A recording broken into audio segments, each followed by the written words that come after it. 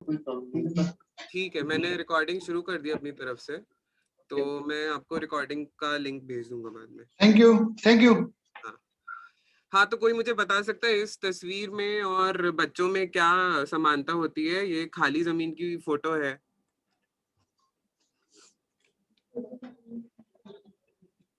अच्छा चलिए मैं ही बता देता हूँ। तो बच्चे जो होते हैं वो भी जब छोटे होते हैं तो वो एक खाली जमीन की तरह होते हैं या फिर एम्प्टी लैंड जिसे बोलते हैं।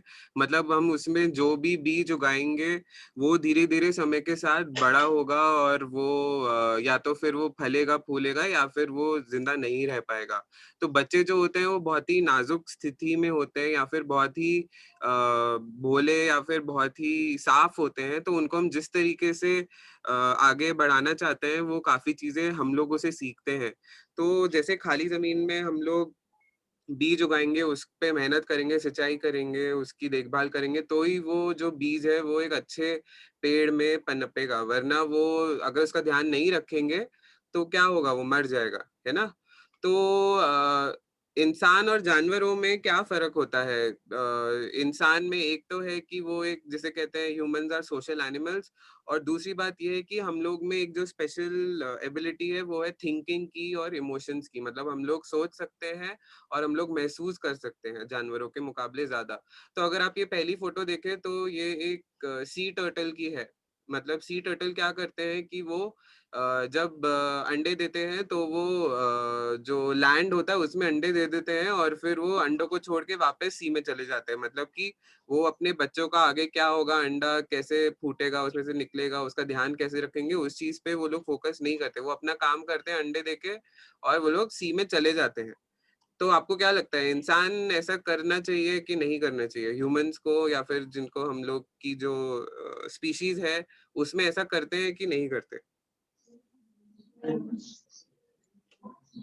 हाँ हाँ, नहीं करते ऐसा हम लोग। नहीं करते हैं सर। हाँ, क्योंकि हम लोग क्या करते हैं, बच्चा पैदा होता है तो उसका ध्यान रखते हैं, उसकी नीड्स का ध्यान रखते हैं। तो ये मैं इसलिए बता रहा हूँ क्योंकि बच्चों की मानसिक स्वास्थ्य में सिर्फ बच्चों का हाथ नहीं होता है, उनके केयर गिवर, उनके पेरेंट्स, उनके बड़े भाई बहन, सबका हाथ होता है उस चीज में। ठीक है?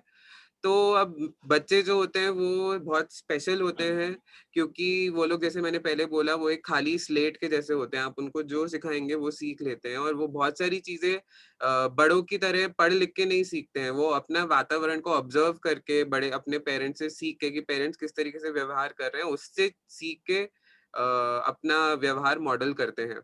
तो एक और चीज समझना जरूरी है कि बच्चे जो हैं वो सिर्फ छोटे अडल्ट्स नहीं है। मतलब ऐसा नहीं बोल सकते कि बच्चे जो है वो अडल्ट जैसे सोचता है वो 10 साल के अडल्ट के जैसे सोचते हैं, ऐसा नहीं है। अडल्ट और बच्चों में बहुत फर्क होता है। वो आप लोग भी समझते हैं कि बच्चों का देखने का नजरिया बहुत अलग होता है अडल्ट्स, मतलब आपसे और मुझसे। तो बच्चों को हम जिसे बोलते हैं स्मॉलर एडल्ट्स नहीं बोल सकते, और इसलिए उन लोगों की तकलीफों को समझना और उन लोगों के कठिनाइयों को समझना, एक अलग नजरिया लेना जरूरी होता है। आप अपने नजरिए से उनकी तकलीफ नहीं देख सकते, तो आपको उनकी आंखों से उनकी तकलीफ देखनी होती है। ठीक है? तो बच्चे की जिंदगी में 3 बहुत इंपॉर्टेंट चीजें हैं। एक तो है उनका पेरेंट्स, दूसरा है उनका वातावरण, और तीसरा है उनका खुद का टेम्परामेंट किस तरीके का है। टेम्परामेंट क्या होता है वो मैं आगे बताऊंगा। तो अगर हम पेरेंटिंग पे आए, पेरेंटिंग मतलब मम्मी पापा, तो एक मम्मी पापा का क्या क्या रोल होता है? आप में से कोई पढ़ सकता है? पहला पहला क्या लिखा है चीज बॉक्स में? Food, warmth, shelter. हाँ, तो जैसे बोलते हैं रोटी कपड़ा मकान, तो ये तीनों चीजें पेरेंट अपनी तरफ से कोशिश करता है। सेकंड है, तो कोई पढ़ सकता है? Understanding other emotions. हाँ, तो बच्चे को सिखाना कि दूसरों के इमोशंस कैसे समझते हैं, उनको कैसे रिएक्ट करते हैं। तीसरा कॉम्पिटेंसी। हाँ, तो कॉम्पिटेंसी मतलब कोई भी चीज कर रहे हैं तो उसमें अच्छी तरीके से उसको कैसे करना, उसमें अपना बेस्ट कैसे देना। ये चौथा कोई पढ़ सकता है? सोशलाइजेशन। हाँ आई थिंक कम्युनिकेशन और समथिंग। हाँ, तो थोड़ा सा। सोशल, हाँ मतलब अपने आस पड़ोस में अपने समाज वालों से कैसे बातचीत करना। ये कोई पढ़ सकता है ये वाला box? appreciation at times of happiness or failure. हाँ, तो मतलब अगर चाहे वो सक्सेसफुल हो या फिर वो फेल हो रहे हो, उनको दिलासा देना और उनको अप्रिशिएट करना जब वो अचीव करते हैं। ये कोई पढ़ सकता है? Community service. हाँ, कम्युनिटी सर्विस मतलब आप समाज में रहते हैं तो समाज के लिए आप क्या कर रहे हैं, मतलब अपनी तरफ से आपको क्या करना चाहिए, उसी से लिंक्ड है रिस्पॉन्सिबिलिटीज।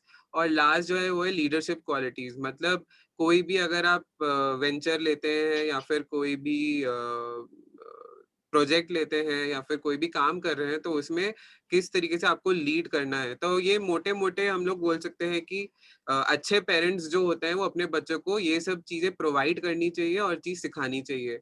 मतलब उनको कंफर्ट होना चाहिए, उनको अपनी सोशल एनवायरनमेंट जो वातावरण है उसे डील करना आना चाहिए, और लीडरशिप क्वालिटीज या रिस्पॉन्सिबिलिटीज लेना भी पेरेंट्स का रोल होता है सिखाना। तो अच्छे पेरेंट्स जिनको हम कहते हैं वो अपने बच्चों को ये सब चीजें सिखाते हैं। ठीक है। तो पेरेंटिंग जो है जैसे मैंने बोला बहुत जरूरी होता है, क्योंकि पेरेंट्स जो होते हैं वो जैसे बोलते हैं ना, एक ब्लूप्रिंट होता है। जैसे कोई बिल्डिंग बनाते हैं तो उसका एक ब्लूप्रिंट बनाते हैं, तो पेरेंटिंग ब्लूप्रिंट होता है कि इंसान कैसा बनेगा। आपके पेरेंट्स आपको छोटेपन में क्या क्या चीजें सिखाते हैं, क्या क्या स्किल सिखाते हैं, वो बहुत महत्वपूर्ण हो जाता है, क्योंकि भविष्य में आप किस तरीके से व्यवहार करेंगे, कैसे लोगों से बातचीत करेंगे, बहुत कुछ इस चीज पे निर्भर करता है। ठीक है। दूसरी चीज जो इम्पोर्टेंट आ जाती है पेरेंटिंग से रिलेटेड, वो है अटैचमेंट।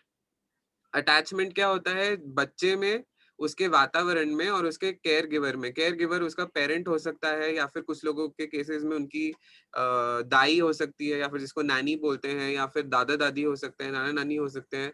तो बच्चे का जो अटैचमेंट है अपने पेरेंट्स से और अपने वातावरण से वो कैसा है, वो भी बहुत इंपॉर्टेंट हो जाता है, क्योंकि इसके बेसिस पे आगे जाके जो इंसान है बच्चा, वो आगे जाके इस अटैचमेंट पे कि उसके छोटेपन में उसके वातावरण और पेरेंट्स से कैसा रिलेशन था, आगे जाके जैसे जब उसकी शादी होगी या उसका गर्लफ्रेंड होगा, उसका बॉयफ्रेंड होगा, या फिर उसके फ्रेंड्स होंगे, उन लोगों से कैसा वो अटैचमेंट बनाएगा, वो इन चीजों पे निर्भर करता है कि छोटेपन में उसने अपने वातावरण और अपने पेरेंट्स से कैसा रिलेशन बनाया था।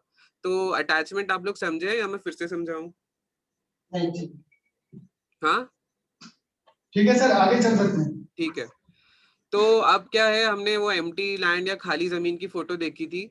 तो उसमें किस रेट पे पौधा उगेगा वो डिपेंड करता है टेम्परामेंट में। ठीक है, हमने बीज डाल दिया और हमने उसको पानी डाल रहे हैं, सिंचाई डाल रहे हैं, बट पौधा जो उगेगा वो पौधे का जो खुद का क्वालिटी है या खुद का जो कैरेक्टर है या चरित्र है वो कैसा है, वो उस पर भी निर्भर करता है कि किस स्पीड से उगेगा पौधा। तो उसको बच्चों के केस में टेम्परामेंट कहते हैं। तो टेम्परामेंट का मतलब क्या है? Behavior that a young child exhibits in response to a variety of stimuli and across context. Simply बोले तो एक बच्चा अपने बाहरी और अंदरूनी वातावरण से कैसे रिएक्ट करता है उसको टेम्परामेंट कहते हैं। इसी चीज को 18 उम्र के ऊपर अगर हम बोलते हैं तो उसको पर्सनालिटी कहते हैं। तो आपने सुना होगा कि उस इंसान की पर्सनालिटी अच्छी नहीं है, या फिर कुछ लोग बोलते हैं कि मान लीजिए डॉक्टर ये विजय दसमाना की पर्सनालिटी बहुत अच्छी है, बहुत ही अच्छे से वो बात करते हैं। तो 18 के ऊपर के लोगों को पर्सनालिटी बोलते हैं, 18 से कम की उम्र में टेम्परामेंट बोलते हैं। ठीक है। तो बच्चों के केस में हम ये शब्द इस्तेमाल करते हैं। ये क्यों जरूरी है? क्योंकि इसके बेसिस पे हम बच्चों को तीन तीन ब्रॉड कैटेगरी में हम बांट सकते हैं। तो अगर आप सबसे पहली वाली फोटो देखें तो आपको क्या दिख रहा है? ये वाली फोटो आप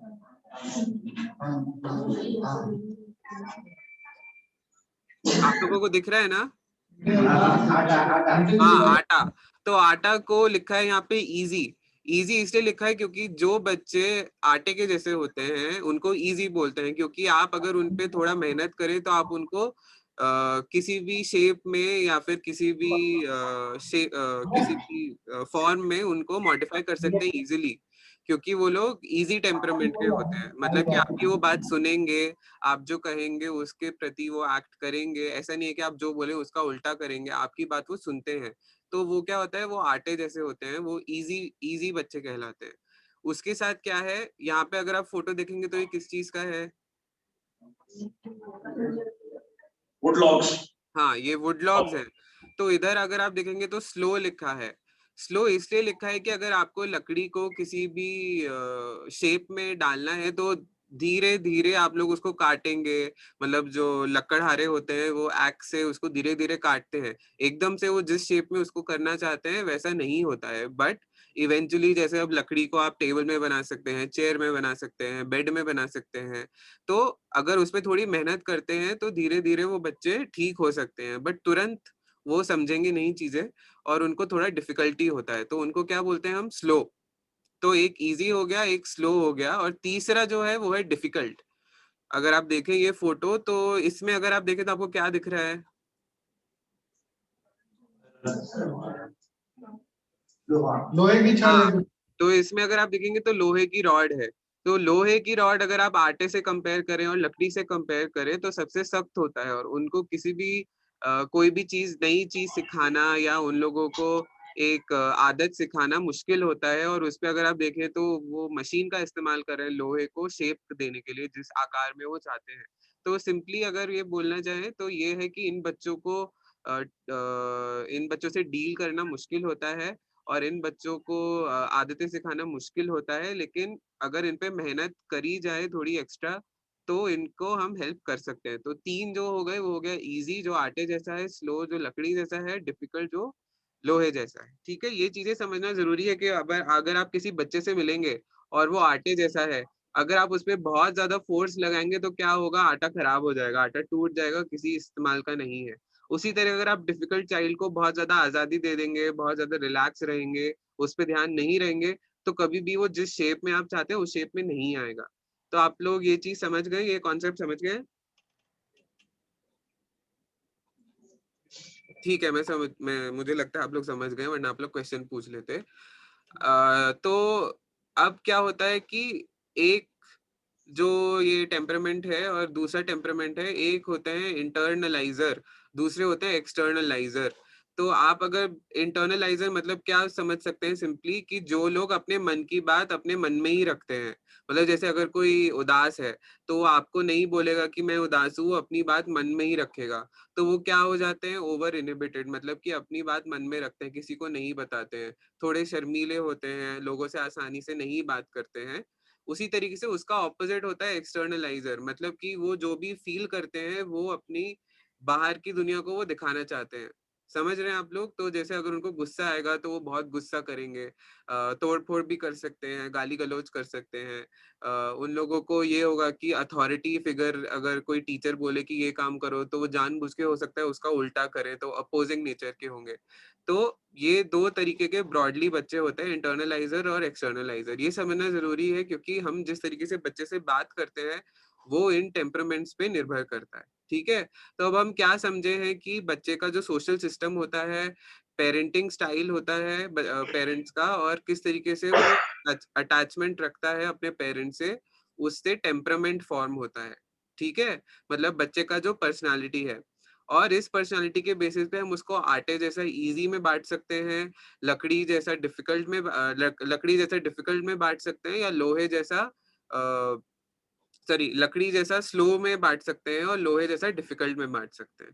ठीक है, तो ये अभी तक हम लोग समझे हैं कि बच्चे अगर कोई है उसको इस नजरिए से देखना जरूरी है कि उसका वातावरण कैसा है, सामाजिक वातावरण, उसके पेरेंट्स कैसे हैं, उसके पेरेंट्स के साथ अटैचमेंट कैसा है, और लास्ट में हम लोग को देखना है बच्चा कैसा है, बच्चे का टेम्परामेंट कैसा है, मतलब पौधे का चरित्र कैसा है, जो हमने बीज बोया है उस पौधे का चरित्र कैसा है। तो वो इस 3 पार्ट्स में हम डिवाइड कर सकते हैं। सबसे जरूरी अब समझना है आपको कि जो मानसिक तकलीफ है, जिससे पहले हम मानसिक तकलीफ किस किस प्रकार के होते हैं, सबसे पहले समझना जरूरी है कि मानसिक तकलीफ जो है वो कोई लोगों को लगता है कि किसी ने काला जादू करा है, या किसी ने कुछ घुट्टी मिला दी है बच्चे के खाने में, या किसी ने कुछ श्राप दिया है, या फिर उसको कोई मेडिकल प्रॉब्लम हो गया है, बॉडी का कोई ऑर्गन खराब हो गया है। तो ऐसा नहीं है। जो मानसिक तकलीफ होती है वो 3 फैक्टर्स पे डिपेंड करता है। पहला है बायोलॉजिकल, दूसरा है साइकोलॉजिकल, और तीसरा है सोशल। तो बायोलॉजिकल मतलब बच्चे का जीन्स कैसा है, जेनेटिक्स।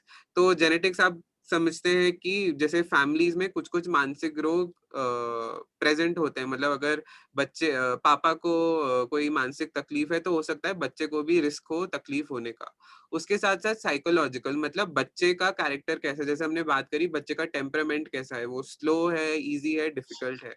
और तीसरा है सोशल फैक्टर्स, मतलब उसका पेरेंटिंग किस तरीके का है, फैमिली का एनवायरनमेंट किस तरीके का है, स्कूल कैसा है, आस-पड़ोस लोग कैसे हैं और उसके दोस्त कैसे हैं। अब इन तीनों फैक्टर्स को अगर हम मिलाते हैं और इन तीनों फैक्टर्स में कुछ खराबी है, मान लीजिए कि उसके पिता को कोई मानसिक तकलीफ है, उसके बच्चा भी डिफिकल्ट तरीके का है, मतलब आसान नहीं है उसे बात करना, और तीसरा हो सकता है कि उसको उसके पेरेंट्स उस पे ज्यादा ध्यान नहीं देते हैं, उसका आप मम्मी पापा में आपस नहीं बनता है। तो ये तीनों फैक्टर्स जब खराब हैं तो हायर चांस होता है कि उस बच्चे को कोई मानसिक तकलीफ होगा। तो इसको हम क्या बोलते हैं, बायो साइको सोशल मॉडल। मतलब बायोलॉजी में भी कुछ तकलीफ है, साइकोलॉजी में भी कुछ तकलीफ है और सोशल फैक्टर्स में भी तकलीफ है। तो ये पार्ट आप समझे हैं? जोर से बोलिए, मुझे आवाज नहीं आ रही है। Yes yes sir. कोई अगर आपको डाउट है, आप नहीं समझे तो मुझे पूछ लीजिए, वरना वापस आके इस चीज को समझाना मुश्किल होगा, ठीक है? तो अब क्या है कि हम लोग अगर बात करें तो बेसिकली जो मानसिक रोग हैं उनको हम 3 ब्रॉड चीजों में डिवाइड कर सकते हैं। सबसे पहला क्या लिखा है, मैंने कोई पढ़ सकता है? इमोशनल डिसऑर्डर, हाँ। दूसरा? बिहेवियरल डिसऑर्डर, हाँ। और तीसरा है न्यूरो डेवलपमेंटल डिसऑर्डर। हाँ। तो हम जो बच्चों की तकलीफें हैं उसको इन 3 ब्रॉड कैटेगरीज में बांट सकते हैं। तो मैं एक-एक करके तीनों के बारे में बात करूंगा। तो सबसे पहले हम लोग इमोशनल डिसऑर्डर्स पे जाएंगे। तो इमोशंस आप समझते हैं कि इमोशंस का मतलब है हम कैसे चीजें महसूस करते हैं, और दूसरों के इमोशंस भी कैसे हम समझते हैं। तो दोनों तरफा है कि अपने इमोशंस हम कैसे समझते हैं और सामने वाले के इमोशंस कैसे समझते हैं। तो बच्चों के केसेस में जैसे मैंने पहले भी बोला, बच्चे का टेम्परामेंट कैसा है, पेरेंटिंग कैसी है और वातावरण कैसा है, तीनों चीजों का अफेक्ट पड़ता है उसके इमोशंस पे। और उन लोगों की जो इमोशंस होते हैं वो एडल्ट इमोशन से अलग होते हैं, तो उन पे फोकस करना जरूरी हो जाता है। तो सबसे पहले अगर हम बात करें, हम एंजाइटी की बात करते हैं।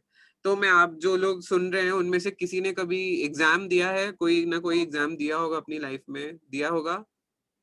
तो हाँ, एग्जाम से पहले आपको कैसा लगता है? हाँ, डर लगता है।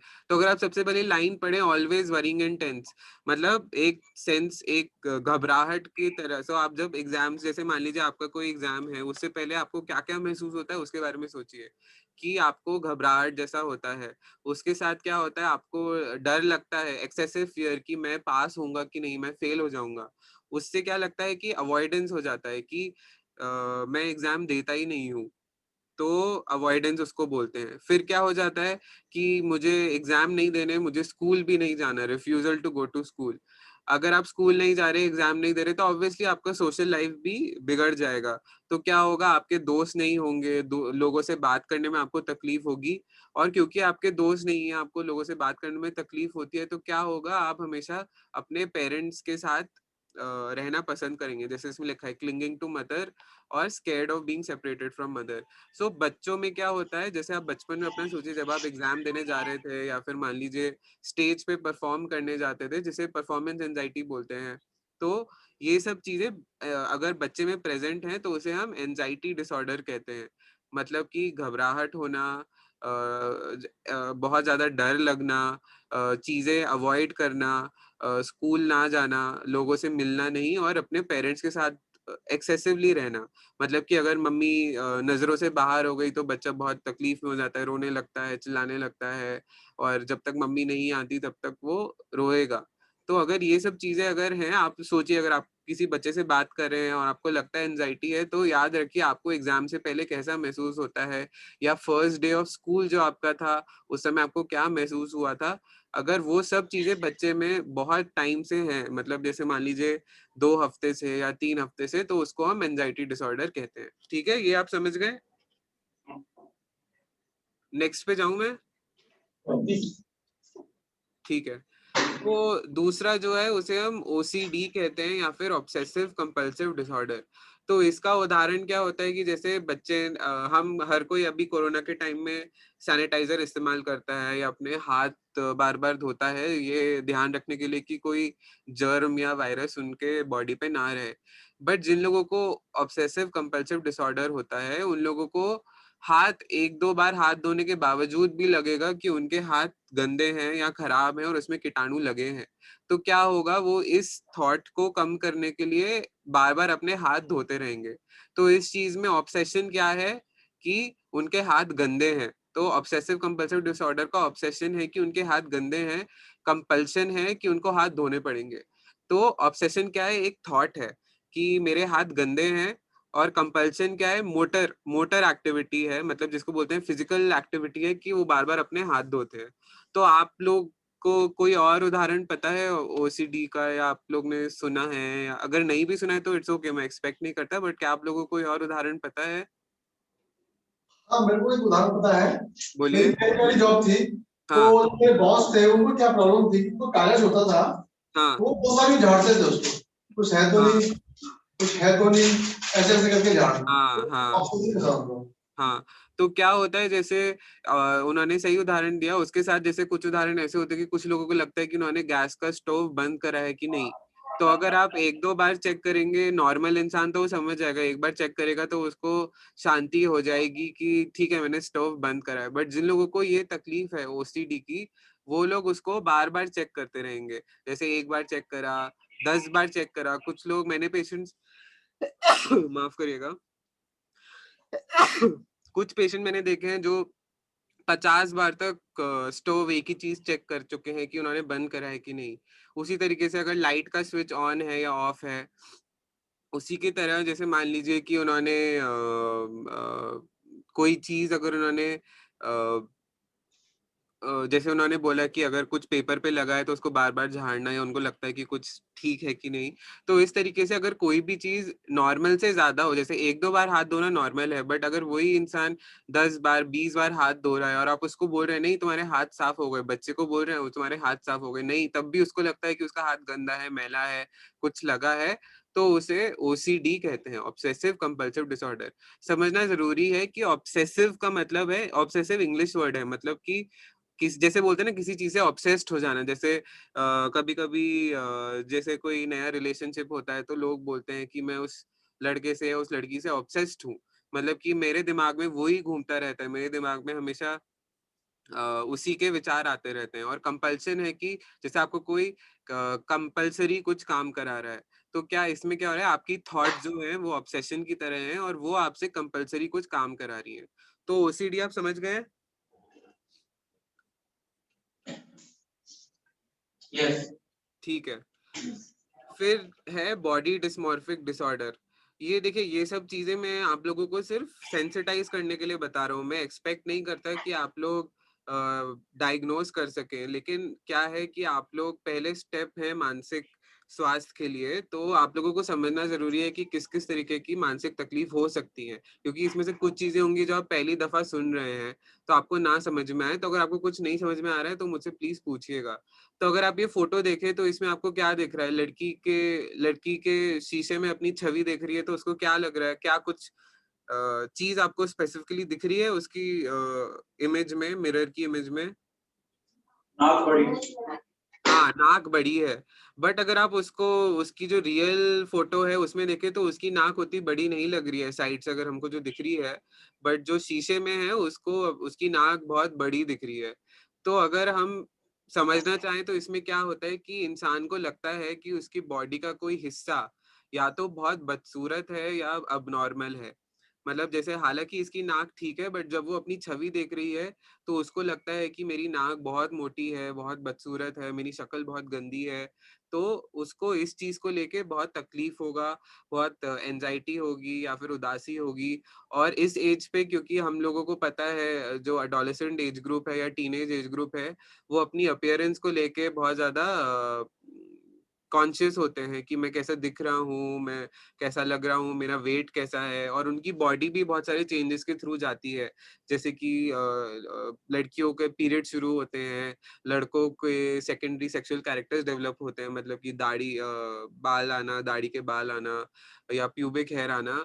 तो ये सब जो है उनकी बॉडी बहुत सारे चेंजेस के थ्रू जा रही है। लेकिन अगर एक बच्चे को लगता है कि मेरी बॉडी का हिस्सा अब नॉर्मली खराब है, हालाँकि अगर आप देखेंगे उसको तो आपको लगेगा कि नहीं, तुम्हारी नाक तो ठीक है, तुम्हें इतनी मोटी क्यों लगती है? बट अगर आप बोलेंगे तो वो नहीं समझेंगे। उनको लगेगा कि आप लोग नहीं देख पा रहे उनके नज़रिए से, बट उनको पता है उनकी नाक ठीक नहीं है। और ऐसे जो बच्चे होते हैं वो अपने स्पेशली जो मेट्रोपॉलिटन या बड़े शहर होते हैं, उसमें वो बोलेंगे कि हमें डॉक्टर के पास जाना है, हमें डॉक्टर को दिखाना है, अपनी नाक ठीक करवानी है, तो उसको हम बॉडी डिस्मॉर्फिक डिसऑर्डर बोलते हैं। तो ये नाक को लेके हो सकता है, ये कान को लेके हो सकता है, ये आईब्रोज को लेके हो सकता है, लिप्स को लेके हो सकता है। तो आप लोग ने देखा होगा बहुत सारे लोग प्लास्टिक सर्जरी कराते हैं, तो हो सकता है उसमें से कुछ पॉपुलेशन को ये तकलीफ होती है क्योंकि वो अपनी बॉडी के हिस्से से खुश नहीं है, तो उसको प्लास्टिक सर्जरी के थ्रू चेंज कराना चाहते हैं, ठीक है? अगला है कि जैसे अभी हमने बात करा था, पेरेंटिंग बहुत इम्पोर्टेंट है, तो अगर किसी के पेरेंट्स बहुत स्ट्रिक्ट हों या बहुत हार्श हों या फिर बहुत कठोर हों, तो उस बच्चे को क्या तकलीफ हो सकती है? तो कॉमनली अगर किसी के पेरेंट्स बहुत हार्श होते हैं या बहुत स्ट्रिक्ट होते हैं, तो इस फोटो में आप क्या देख सकते हैं कि एक बच्चा सो रहा है और बेडशीट गीला है। तो इसको क्या बोलते हैं, ये स्पेलिंग गलत है, बेड वेटिंग और यूरिनरी इनकॉन्टिनेंस। तो बेड वेटिंग मतलब जिसे बोलते हैं कि सोते वक़्त में बिस्तरा गीला करना, क्योंकि वो बच्चा जो है उसने यूरिन या पेशाब कपड़ों में और बिस्तर पे पास कर दी है। तो क्या होता है, क्योंकि पेरेंट्स बहुत स्ट्रिक्ट हैं, पेरेंट्स बहुत कठोर हैं, पेरेंट्स ओपन नहीं है बच्चे को, तो बच्चा उनको बोल नहीं पाता है कि मुझे मान लीजिए जैसे टॉयलेट जाना है या सुसु जाना है, और वो अपने कपड़ों में ही यूरिन पास कर देता है। तो अगर पेरेंट्स बहुत स्ट्रिक्ट हैं तो ये एक तकलीफ है जो बच्चों में पाई जाती है। यूजुअली क्या होता है, बच्चे छोटेपन में यूजुअली अपने कपड़ों में यूरिन पास कर सकते हैं, बट ये तकलीफ 5 साल 5 इयर्स की उम्र के बाद अगर कंटिन्यू करे तो इसका मतलब है कि ये कोई मानसिक प्रॉब्लम हो सकती है, क्योंकि 5 साल की उम्र के बाद बच्चे यूरिन को कंट्रोल करना सीख लेते हैं, ठीक है?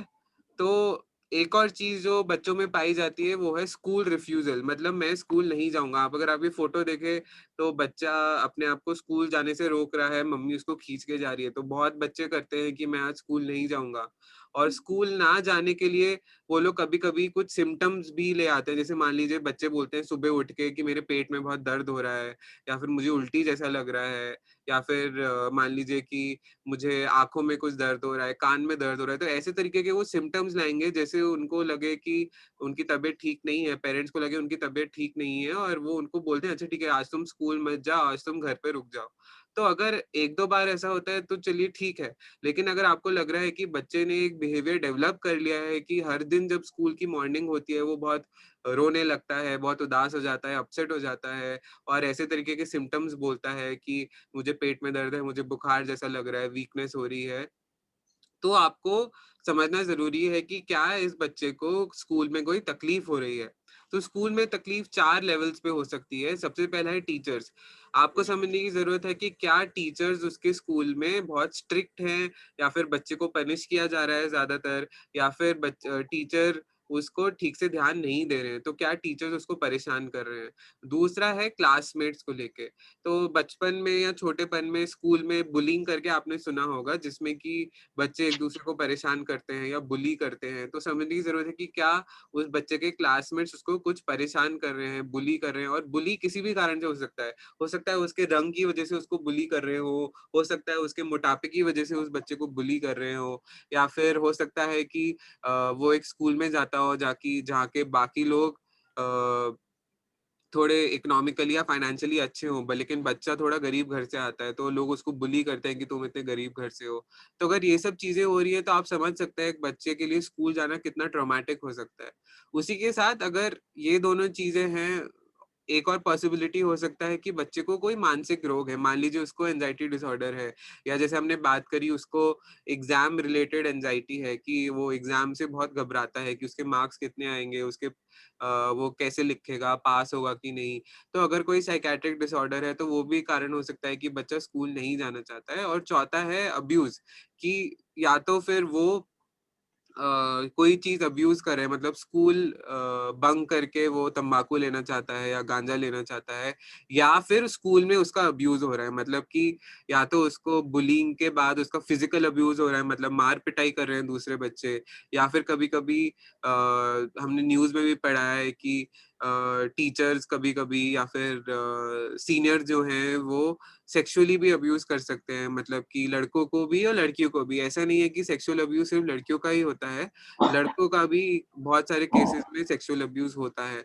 तो ये सब कारण अगर बच्चे में आप देखते हैं स्कूल रिफ्यूजल डेवलप हो रहा है कि वो नहीं जाना चाहता है स्कूल, हफ्तों हफ्तों तक वो छुट्टी की मांग करता है, उसके सिम्टम्स होते हैं, आप डॉक्टर को दिखाते हैं तो कुछ ऐसा निकलता नहीं है कि बच्चे को कोई फिजिकल प्रॉब्लम है, तो आपको एक साइकेट्रिस्ट से रेफर करना, चाइल्ड साइकेट्रिस्ट से रेफर करना जरूरी हो जाता है, क्योंकि हो सकता है उसको कोई और बड़ी मेजर तकलीफ हो। ठीक है, अब हम आते हैं एंजाइटी के बाद मेजरली डिप्रेशन पे। तो डिप्रेशन या उदासी हम सबने महसूस करी है। हमारा कोई नजदीकी परिवार का सदस्य का अगर देहांत होता है या फिर कुछ होता है तो हम लोग सब उदासी को महसूस कर चुके हैं। बट उस उदासी और डिप्रेशन में एक फर्क होता है, क्योंकि अगर डिप्रेशन में आप देखें तो कोई क्या पहला पॉइंट पढ़ सकता है ऑडियंस में से? Loss of interest in usual activities, low interest in studies, recent decrease in performance. हाँ, तो इसमें अगर आप देखें तो मन की एक उदासी तो एक पॉइंट है, उसके साथ साथ क्या होगा, इंसान को अपनी रोजमर्रा की एक्टिविटीज में इंटरेस्ट ही नहीं होगा। जैसे मान लीजिए एक बच्चा है तो उसको खेल कूद में इंटरेस्ट नहीं होगा, पढ़ाई में इंटरेस्ट नहीं होगा, स्कूल जाने का मन नहीं करेगा।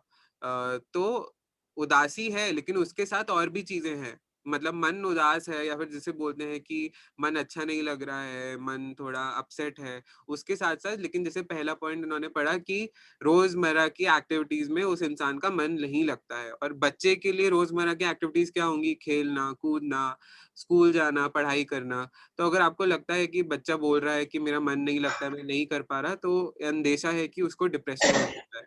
सेकेंड पॉइंट कोई पढ़ सकता है? Wanting to be alone, हाँ withdrawal, not interested with people. हाँ, तो इसका क्या मतलब है कि बच्चा क्या है, अकेला रहना पसंद करता है, लोगों से बात नहीं करता है, स्कूल में बच्चों से बात नहीं करता है या फिर फ्रेंड से बात नहीं करता है, अकेला रहना पसंद करता है। तो डिप्रेशन मतलब इंसान के मन के अलावा और भी बहुत सारी चीजें हैं कि इंटरेस्ट कम हो गया, जिसको हम सोशल विड्रॉल कहते हैं, कि लोगों से बात करने का मन नहीं है। तीसरा पॉइंट कोई पढ़ सकता है? Looks unhappy or mood, crying for trivial और no reason. no reason, irritable, sensitive to any criticism. हाँ, तो क्या होगा, अब जैसे बच्चे अगर आपने देखे हैं उस उम्र के यूजुअली खुश रहते हैं, एक्टिव रहते हैं, लेकिन अगर आपको बच्चे को देख के लग रहा है कि वो थोड़ा लो है, अपसेट है, ऑफ मूड है, मतलब कि किसी भी बात को रिएक्ट नहीं करे, जैसे अगर आपने कोई जोक करा तो वो हंस नहीं रहा है, या फिर वो किसी छोटी सी बात के लिए बहुत ज्यादा रो रहा है। मतलब ऐसा हो सकता है कि जैसे मान लीजिए उसका जो आपने मनपसंद खाना नहीं बनाया और कुछ और बनाया है, तो उस पे बहुत ज्यादा अपसेट हो जाना, बहुत रोना, या फिर मान लीजिए उसका बिना किसी कारण के भी रो सकता है कि आप उसको वो रोए जा रहा है, बच्चा पूछ रहे क्या हुआ, तो वो बोलता है मुझे नहीं पता। उसी के साथ वो चिड़चिड़ा हो सकता है, या फिर जैसे मान लीजिए आपने उसको जरा सा बोला कि खाना टाइम पे खा लेना, तो वो उस छोटी सी बात को लेके भी बहुत ज्यादा अपसेट हो सकता है, मतलब कि सेंसिटिव होगा वो बहुत, कि आपकी छोटी सी बात पे भी उसको बहुत ज्यादा तकलीफ या बहुत ज्यादा इमोशनल प्रॉब्लम हो सकता है। उसके साथ साथ चौथा पॉइंट कोई पढ़ सकता है? Decreased sleep, loss of appetite and weight. हाँ, तो बच्चे का नींद ठीक से नहीं आ रहा, खाना ठीक से नहीं खा रहा और उसका वजन कम हो रहा है। ठीक है, और लास्ट पॉइंट जो सबसे इम्पोर्टेंट है कि वो मरने की बात कर रहा है कि मैं इस तरह जीना नहीं चाहता, या फिर उसने अपने आप को हार्म करने की कोशिश करी है। तो ये सबसे कॉमन एग्जांपल है बच्चों की एज ग्रुप में कि वो अपने आप को काटने की कोशिश करते हैं, ब्लेड से अपना हाथ को काटना, या फिर खुदकुशी का अटेम्प्ट करना जिसे बोलते हैं। ये सब भी डिप्रेशन में पाया जाता है। तो मैं इस स्लाइड से आपको ये समझाना चाहता हूँ कि डिप्रेशन का मतलब सिर्फ मन की उदासी नहीं होता है।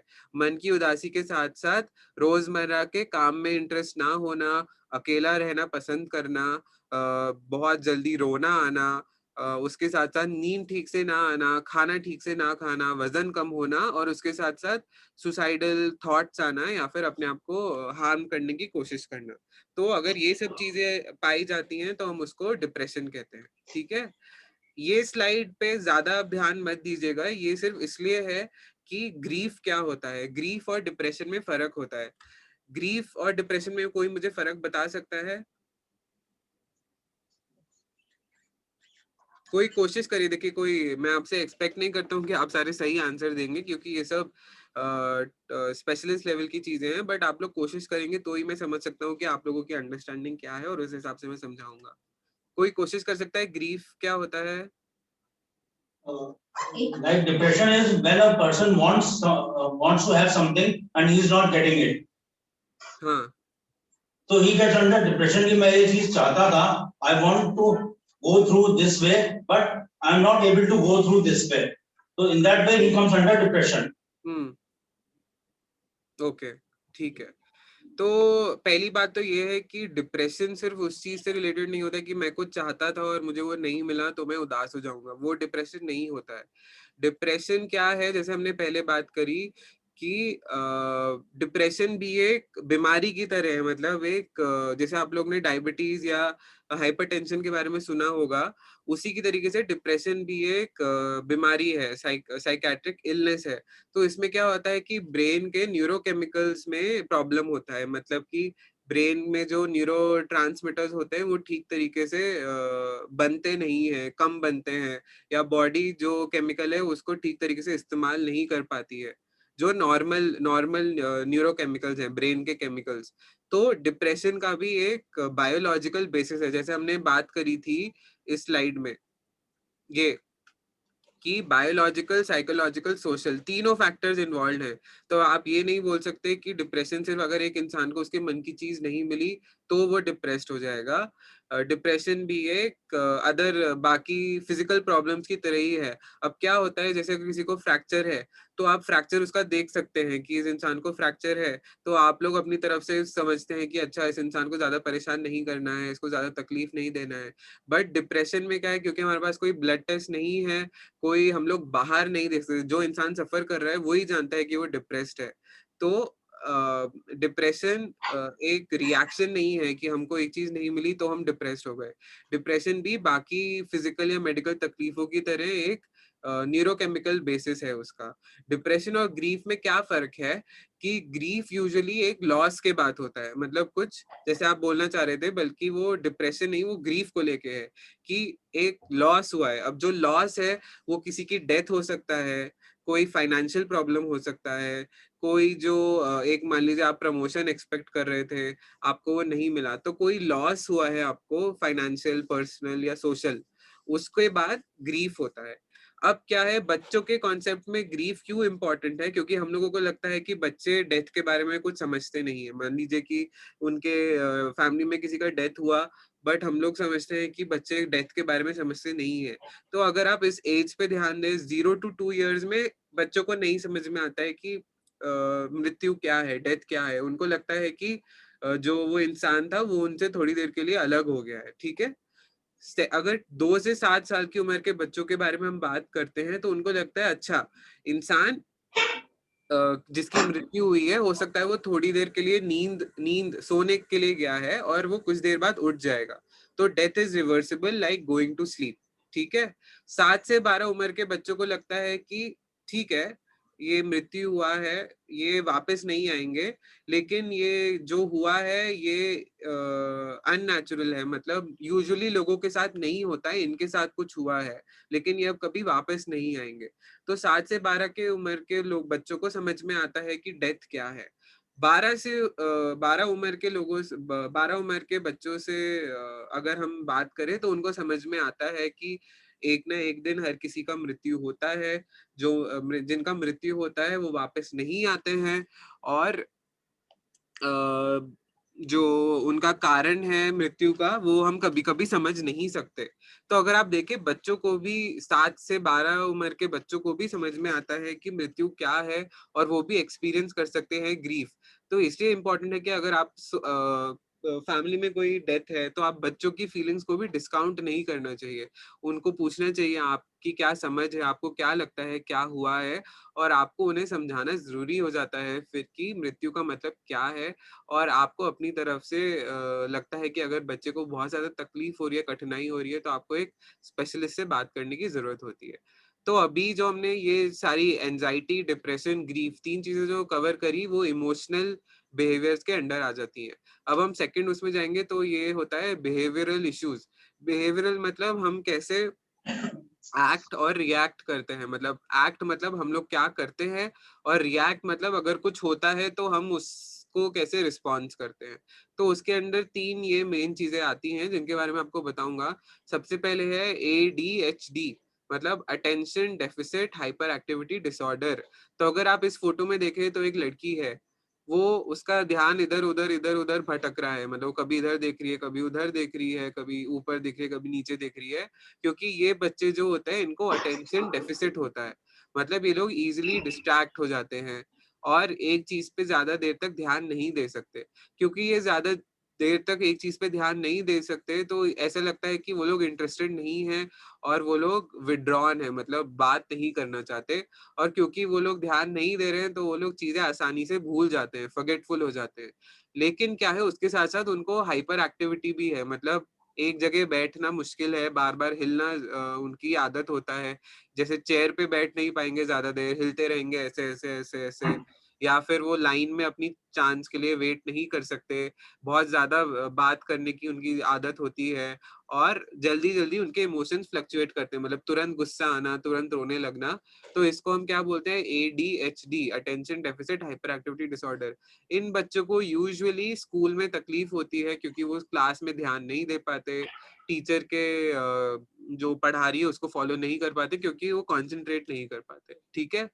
ADHD, हालांकि इस फोटो में मैंने आपको लड़की की फोटो दिखाई है, बट ADHD यूजुअली लड़कों में ज्यादा कॉमन होता है। अब क्या है, ये कॉन्सेप्ट है conduct disorder and oppositional defiant disorder. देखिए नाम इंपॉर्टेंट नहीं है, बट आपको समझना है कि ये सब जो है बिहेवियरल प्रॉब्लम है। तो अब आपने देखा होगा कुछ पेरेंट्स आएंगे, बोलेंगे अपने बच्चों के बारे में कि ये हमारी कुछ बात सुनता ही नहीं है, डजंट ओबे, डजंट लिसन। हम अगर उसे कुछ बोलते हैं तो वापस जवाब देता है या फिर बदतमीजी करता है, बैक आंसर्स, रूड बिहेवियर्स। या फिर बोलेंगे कि वो बहुत ऊट पटांग चीजें हम लोग से मांगता रहता है, अगर हम मना करें तो भी नहीं समझता है, मतलब डिमांडिंग है और स्टबर्न है। और अगर उसके मन की चीज उसे नहीं दी तो वो तमाशा करता है, या throws tantrum when demand are not met. तो ये सब चीजें यूजुअली पेशेंट्स कभी कभी आएंगे कि हमारा बच्चा ऐसा करता है, हमें नहीं आता कैसे संभाले या फिर कैसे इस बच्चे को हैंडल करें। तो अगर ये सब सिम्टम्स हैं, और तो उसको हम कंडक्ट डिसऑर्डर्स बोलते हैं। कंडक्ट जैसे आप लोग समझते हैं, बोलते हैं कि this person has a very good conduct. Conduct मतलब होता है कैसे इंसान अपने आप को कंडक्ट करता है, मतलब कैसे बात करता है, कैसे बिहेव करता है। तो अगर बच्चों को इन चीजों में प्रॉब्लम है कि वो कैसे बात करे अपने से बड़े लोगों से, अपने पेरेंट्स से, अपनी टीचर से, और उसके साथ साथ वो बहुत जिद्दी हो, अड़ियल हो, और जिसे बोलते हैं कि बहुत स्टबर्न हो, या फिर वो बदतमीज हो बहुत, जो नॉर्मली इस भाषा का उपयोग करते होंगे पेरेंट्स, तो उसको हम कंडक्ट डिसऑर्डर कहते हैं। ठीक है। अब क्या है, जिस बच्चे को कंडक्ट डिसऑर्डर है वो फिजिकली भी अब्यूजिव हो सकता है, मतलब मार पिटाई करे दूसरे बच्चों के साथ, या फिर घर की चीजें तोड़े, घर का सामान तोड़े, जिसको हम बोल रहे हैं angry, abusive, fights, hits other people, bullies children, damages articles. तो वो जो बच्चा है जिसको कंडक्ट या अपने बिहेवियर में प्रॉब्लम है, वो ये सब चीजें भी कर सकता है। उसके साथ साथ झूठ बोलना, चीजें चुराना, लोगों को मैनिपुलेट करना, ब्लैकमेल करना, स्कूल से भाग जाना, घर से भाग जाना, कुछ कुछ आपने वीडियोस देखे होंगे या न्यूज में पढ़ा होगा कि लोग एनिमल्स को टॉर्चर करते हैं, मतलब बिल्ली के बच्चों को बैग में डाल दिया या फिर उनको पत्थर मारना जानबूझ के। तो ये सब जो है, अगर ये सब चीजें हैं तो हो सकता है उस बच्चे को कंडक्ट या ऑपोजिशनल डिफाइंड डिसऑर्डर हो। तो अगर ये सब चीजें आप लोगों को लगती है तो इनके लिए भी आप लोग रेफर कर सकते हैं आगे किसी हायर सेंटर को जहाँ पे साइकेट्रिस्ट हो। अब क्या है, अब एक बहुत ही इंपॉर्टेंट टॉपिक पे आते हैं। पहले मैं पूछना चाहता हूँ, आप लोग ये समझे हैं कि नहीं? मैं फिर से रिपीट कर सकता हूँ, कंडक्ट डिसऑर्डर और ऑपोजिशनल डिफाइंड डिसऑर्डर समझे हैं? ठीक है। अब क्या है, हम एक इम्पॉर्टेंट पार्ट पे आते हैं जिसे बोलते हैं सब्सटेंस यूज डिसऑर्डर्स। तो आपको क्या लगता है, बच्चे सब्सटेंसेस इस्तेमाल करते हैं कि नहीं करते हैं? करते हैं। हाँ, तो आप लोग काफी टाइम से बच्चों के साथ काम कर रहे हैं, तो आपने क्या क्या सुने हैं ड्रग्स या सब्सटेंसेस जो बच्चों ने इस्तेमाल करे हैं? स्मोकिंग करते हैं जनरली। हाँ जी, स्मोकिंग करते हैं। हाँ स्मोकिंग करते हैं। स्मोकिंग मतलब टोबैको इस्तेमाल करते हैं। और कुछ आपने सुना है? marijuana, weed, हाँ, मैरिजुआना, वीड जिसे कैनबिस कहते हैं। Good, very good. उसके अलावा लोग पेट्रोल सूंघते हैं, पेट्रोल सूंघते हैं। Very good. हाँ, whitener, जिसको nail polish, हाँ whitener, nail generally the polish. whitener is more popular. हाँ, तो उनको हम इनहेलेंट्स बोलते हैं। ठीक है, तो आप लोग ने बहुत अच्छे तरीके से सबसे जो 3 कॉमन सब्सटेंसेस है, सब्सटेंसेस मतलब कोई ड्रग। अब क्या है, ड्रग कोई ऐसी चीज हो सकता है जिसको हमने प्रिस्क्राइब करा है। मान लीजिए मैंने किसी बच्चे को दवाई दिया है, नींद का गोली दिया है मान लीजिए मैंने। अब लेकिन वो उस चीज को इस्तेमाल कर रहा है उस तरीके से जिस तरीके से मैंने उसको प्रिस्क्राइब नहीं करा है। मान लीजिए मैंने उसको 1 टैबलेट बोला है रात को लेने को, लेकिन वो 1 टैबलेट नहीं ले रहा है, वो मान लीजिए 10 टैबलेट्स ले रहा है। तो वो भी अब्यूज है। हालांकि मैंने उसको प्रिस्क्राइब करा है दवाई, लेकिन मैंने उसको 1 टैबलेट लेने को बोला है, लेकिन वो इंसान बच्चा 10 टैबलेट ले रहा है या 20 टैबलेट ले रहा है, तो उसको भी हम ड्रग अब्यूज बोलते हैं। ठीक है, या फिर नशे से रिलेटेड तकलीफ। दूसरा तरीके का नशा होता है कि जो चीज प्रिस्क्राइब नहीं करा है, वो कोई इलीगल ड्रग इस्तेमाल कर रहे हैं। जैसे कि आप लोग ने उदाहरण दिया कैनबिस का। तो गांजा जो है वो मतलब इलीगल है कि इस्तेमाल के लिए अवेलेबल नहीं होता है, लेकिन वो उस चीज का इस्तेमाल कर रहे हैं। ठीक है, तो 2 तरीके के हम नशे समझे हैं। एक, अगर कोई प्रिस्क्राइब चीज है या फिर नॉर्मली अवेलेबल चीज है, जैसे आपने एग्जांपल दिया वाइटनर फ्लूइड का या नेल पॉलिश रिमूवर का। तो ये चीजें इस्तेमाल के लिए उपलब्ध हैं, ये इलीगल नहीं है। बट जिस तरीके से वो बच्चा इस चीज को इस्तेमाल कर रहा है वो गलत है। ठीक है, और दूसरी चीज है जो इलीगल है, जैसे कि गांजा हो गया, या फिर यहाँ पे मैंने लिखा है हेरोइन हो गया। तो ये सब चीजें इलीगल है, मतलब आप लोगों को अलाउड नहीं है इसका सेल या परचेज करना, और वो इसका इस्तेमाल करते हैं। तो 2 तरीके के नशे होते हैं।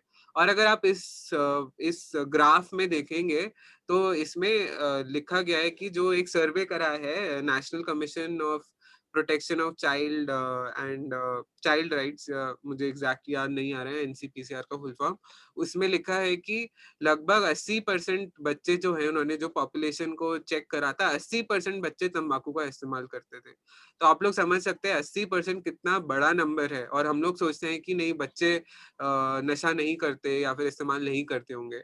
तो ये सोच आपको ओपन ब्रॉडली करनी है कि बच्चों में भी सब्सटेंस का प्रॉब्लम हो सकता है। मतलब पाया गया है कि लगभग अगर 100 बच्चे हैं तो उसमें से लगभग 10 से 20% बच्चे कुछ ना कुछ सब्सटेंस का इस्तेमाल करते होंगे। ठीक है, तो अगर हम जैसे सबसे पहले बात करें निकोटीन की, या जिसे टोबैको कहते हैं, तो टोबैको का इस्तेमाल सिगरेट के फॉर्म में हो सकता है, बीड़ी के फॉर्म में हो सकता है, या फिर इंडिया में बहुत कॉमन है हंस, या जिसे स्मोकलेस टोबैको बोलते हैं। मतलब वो तंबाकू चबाते हैं लोग, उसको स्मोक नहीं करते, उसको चबाते हैं। तो एक मेजर जो प्रॉब्लम है वो है निकोटीन, जो आप लोग ने बताया। उसके साथ जैसे आप लोग ने बोला कैनबिस या गांजा, तो जैसे मैं भी उत्तराखंड से ही हूँ, ऋषिकेश से। तो गांजा जो है उत्तराखंड में काफी प्रॉब्लमेटिक है, क्योंकि ऋषिकेश जैसे शहर में बहुत सारे फॉरेनर्स भी आते हैं, या फिर बहुत सारे बच्चे हैं जो गांजा बहुत इजीली अवेलेबल है। और गांजे से अगर आप देखें, मैंने यहाँ पे साइकोसिस करके लिखा है, क्योंकि गांजे से साइकेट्रिक प्रॉब्लम हो सकती है। अब गांजे को हम लोग, जैसे इस फोटो में दिखाया गया है, जॉइंट या जिसको बोलते हैं सिगरेट की तरह बना के इस्तेमाल करा जा सकता है, और बहुत इजीली अवेलेबल होता है गांजा। और कुछ कुछ जगहों पे गांजे का कुछ या मैरिजुआना का कुछ रिलीजियस सिंबल भी होता है कि गांजे का इस्तेमाल अलाउड होता है। जैसे आप लोग होली मनाते होंगे तो होली में भांग का उपयोग किया जाता है, भांग भी एक तरीके का गांजे का चीज है। तो कुछ कुछ जगहों पे रिलीजियसली भी इसको इस्तेमाल किया जाता है, क्योंकि गांजे का इफेक्ट बॉडी पे बहुत रिलैक्सिंग होता है या बहुत ही सूदिंग होता है, एक सेंस ऑफ पीस होता है।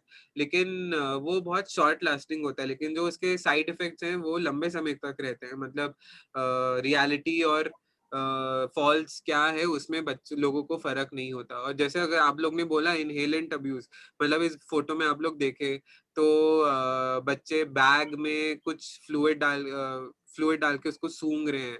तो पॉलिथीन बैग में सॉल्वेंट की तरह मिला के उसको इनहेल करते हैं, क्योंकि इसको सांस की नली से लेते हैं, इसलिए इसको इनहेलेंट बोलते हैं, क्योंकि हम इसे इनहेल कर रहे हैं। ठीक है, तो वाइटनर फ्लूइड हो गया, नेल पॉलिश रिमूवर हो गया, या फिर कुछ लोग जैसे हार्डवेयर का काम करते हैं तो उसमें जो पेंट मिक्सर होते हैं या पेंट थिनर होते हैं उसका इस्तेमाल करना, या फिर जैसे अगर आप देखें इसमें रुमाल के ऊपर कुछ व्हाइटनर फ्लूइड की तरह डाल के वो अपने मुंह से उसको ले रहा है इस फोटो में रुमाल के थ्रू। ठीक है, तो ये सब इनहेलेंट अब्यूज होता है, और इसका भी इस्तेमाल स्पेशली बच्चों में, इनहेलेंट एक ऐसी चीज है जिसका इस्तेमाल छोटे लोगों में या फिर चिल्ड्रन और एडोलेसेंट एज ग्रुप में बड़े लोगों के मुकाबले ज्यादा होता है। मतलब अडल्ट्स के मुकाबले बच्चे इनहेलेंट का अब्यूज ज्यादा करते हैं। और यूजुअली जो इनहेलेंट अब्यूज करते हैं वो लोग, जैसे अगर आप इस फोटो में भी देखें, वो लोग डेस्टिट्यूट चिल्ड्रन होते हैं, मतलब कि या तो होमलेस है, या उनके माता पिता नहीं है, या उनको छोड़ दिया गया है, या फिर वो ऑर्फन है। तो उन लोगों में इनहेलेंट अब्यूज ज्यादा किया जाता है। ठीक है, तो समझना ये जरूरी है कि बच्चे सब्सटेंस यूज के लिए ज्यादा उन पे वल्नरेबल क्यों है, मतलब अगर वो इस्तेमाल करते हैं तो क्यों करते हैं, क्यों उनमें ज्यादा रिस्क है। तो जैसे हमने पहले बात करी थी कि एक इम्पॉर्टेंट पार्ट हो जाता है इसमें जेनेटिक्स। मान लीजिए कि उनके पिताजी अल्कोहल का इस्तेमाल करते हैं, और या फिर मान लीजिए उनके पिताजी स्मोकिंग करते हैं। तो अब क्या होता है, एक तो है कि जो नशे का प्रॉब्लम है, सबसे पहले आपको समझना जरूरी है कि नशे का प्रॉब्लम भी एक साइकेट्रिक प्रॉब्लम है। बहुत लोगों को लगता है कि इंसान अपने मन से ये नशा कर रहा है और उसके कंट्रोल में है, कि अगर वो छोड़ना चाहता है नशा तो आसानी से छोड़ सकता है, बट ऐसा नहीं है।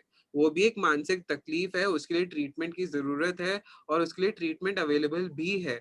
तो अगर आपको पता चलता है कि कोई बच्चा या कोई एडोलेसेंट सब्सटेंस का यूज कर रहा है, तो आप अगर उसको डांटेंगे, बोलेंगे तुम ऐसा कैसे कर सकते हो, तो उससे उसको कुछ फायदा नहीं होने वाला है। ऐसा नहीं है कि वो अगली बार वो सब नशा करना छोड़ देगा।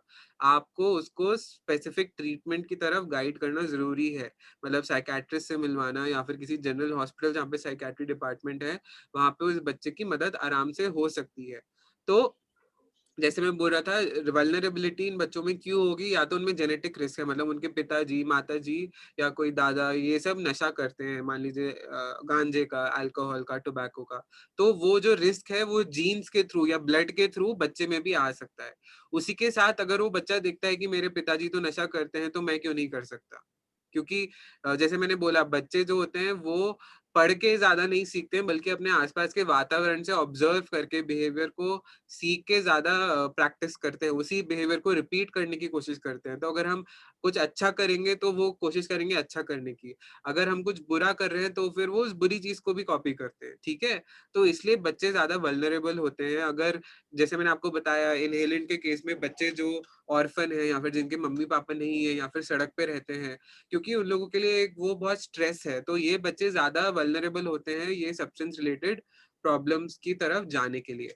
अगर हम सेकंड क्वेश्चन आंसर करना चाहें, what are the effects of early onset substance use, मतलब अगर छोटी उम्र में इंसान इन सब्सटेंसेस का इस्तेमाल शुरू करे तो उसकी बॉडी पे क्या फर्क पड़ सकता है। सबसे पहले देखिए, क्योंकि इस उम्र पे ब्रेन क्या होता है, वो डेवलप हो रहा है। ब्रेन जो हो रहा है वो डेवलप हो रहा है, बॉडी बच्चे की डेवलप हो रही है। तो अगर उस डेलिकेट उम्र में हम लोग ऐसे बुरे ड्रग्स का इस्तेमाल करें तो उनका ब्रेन पूरी तरह विकास नहीं कर पाता है, उनकी बॉडी करेक्ट तरह विकास नहीं कर पाती। अगर ब्रेन पूरी तरह विकास नहीं होगा तो उनका फ्यूचर खराब होने के चांसेस हैं, क्योंकि अगर ब्रेन क्या करता है, हमारा इंटेलिजेंस स्टोर करता है, तो अगर उनका ब्रेन डेवलप नहीं हो रहा है तो वो लोग अपनी फुल जो उनका पोटेंशियल है या क्षमता है उस तक कभी नहीं पहुंच पाएंगे। ठीक है। एक और चीज क्या होती है कि अगर छोटे उम्र में बच्चे ड्रग्स का इस्तेमाल शुरू करते हैं तो हाई चांसेस हैं कि जब वो बड़े होते हैं तो भी वो एडिक्शन की प्रॉब्लम से डील करना पड़ेगा। जैसे अगर कोई 15 साल का बच्चा तंबाकू लेता है तो हाई चांसेस है कि जब वो 20-25 साल का भी होगा तो भी उसको वो तकलीफ रहेगी। ठीक है। तो अब क्या है, हमें समझना है कि ऐसे बच्चे को अप्रोच कैसे करना है। मतलब अगर कोई बच्चा हम लोग को ऐसे मिलता है तो हम अपनी तरफ से क्या कर सकते हैं। मतलब हालांकि आप लोग मेंटल हेल्थ प्रोफेशनल्स ना हो या फिर साइकियाट्रिस्ट ना हो, काउंसलर्स ना हो, आप लोग अपनी तरफ से क्या कर सकते हैं। ठीक है। तो ये क्वेश्चन उतने इंपॉर्टेंट नहीं है तो मैं इनको स्किप कर रहा हूँ। तो आपको क्या करना है, सबसे पहले आपको बच्चे से बात करना है कि तुम कैसे हो, तुम क्या कर रहे हो, तुम्हें ये जो ड्रग्स का प्रॉब्लम है वो कब से हो रहा है, मतलब ड्रग्स तुम इस्तेमाल कब से कर रहे हो। ठीक है। अब क्या होगा, बच्चा आपको क्यों बताएगा ये सब, क्योंकि आप में और उसके पेरेंट्स में कुछ फर्क होना चाहिए। अगर अब आप उसको डांटेंगे मारेंगे तो वो आपको कुछ नहीं बताएगा। तो सबसे पहले आपको बोलना है जो भी तुम मुझे बोलोगे वो कॉन्फिडेंशियल रहेगा। मतलब कि मैं ये बात तुम्हारे पेरेंट्स को नहीं बताऊंगा अगर तुम मुझे पूरी तरीके से अपनी तकलीफों के बारे में बताओगे। तीसरा है नॉन जजमेंटल एटीट्यूड। मतलब अगर बच्चा आपको बोल रहा है कि मैं व्हाइटनर सूंघता हूँ या फिर मैं तंबाकू का इस्तेमाल करता हूँ, अगर आप बोले छी छी छी तुम कितने बुरे बच्चे हो, तुम ऐसा कैसे कर सकते हो, तुम अपने पेरेंट्स के साथ ऐसा कैसे कर सकते हो, ये तो बहुत बुरे लोग ही करते हैं ऐसी चीज। अगर आप ऐसा बोलेंगे तो आप में और एक बिल्कुल अनपढ़ इंसान में या फिर जिसको कुछ ट्रेनिंग नहीं है मेंटल हेल्थ में कुछ फर्क नहीं होगा। आपको अपनी तरफ से उन्हें बोलना है कोई बात नहीं, अगर तुम इस्तेमाल करते हो मैं तुम्हारी तकलीफ समझता हूँ और मैं यहाँ तुम्हारी मदद के लिए आया हूँ, तुम्हें हेल्प करने आया हूँ। ये नहीं बोलना कि तुम्हारा कुछ नहीं हो सकता, तुम्हारी लाइफ बर्बाद है। अगर आपने ऐसा बोला तो बच्चा आपको कुछ नहीं बोलेगा और वो वापस उस चीज का इस्तेमाल करना शुरू कर देगा, क्योंकि आपने कुछ बच्चे की मदद नहीं करी है। चौथा पॉइंट अगर आप देखें तो एक्टिव लिसनिंग। मतलब बच्चा जब बोल रहा है तो आप उसको बोलने दें। ऐसा नहीं है कि आप उसको बीच बीच में काटे कि तुम कहाँ से खरीदते हो, तुम कितने पैसे लगाते हो। पहले उस बच्चे की बात सुनिए। एक्टिव लिसनिंग का मतलब क्या है कि जो बच्चे ने आपको बोला है आप उसको रिपीट करके उसको बोलिए, अच्छा तुमने अभी तक मुझे बताया कि पिछले 10 साल से तुम व्हाइटनर का इस्तेमाल कर रहे हो, क्या मैं सही समझाऊं। मतलब जो बच्चे ने बोला है आप उसको रिफ्लेक्ट कर रहे हैं कि जितना आप समझे हैं वो सही है कि वो गलत है। ठीक है। अब जो 4 पॉइंट्स का कल्मिनेशन है कि इस्टेब्लिश म्यूचुअल ट्रस्ट रैपो। मतलब आपको बच्चे के साथ एक ट्रस्टफुल रिलेशनशिप बनाना है कि अगर वो आपको कुछ बोल रहा है तो आप समझ रहे हैं और आप उसको बोल रहे हैं कि ये जो बात है ये मैं अपने तक रखूंगा, ऐसा नहीं है कि मैं जाते ही तुम्हारे पेरेंट्स को बता दूंगा। ठीक है।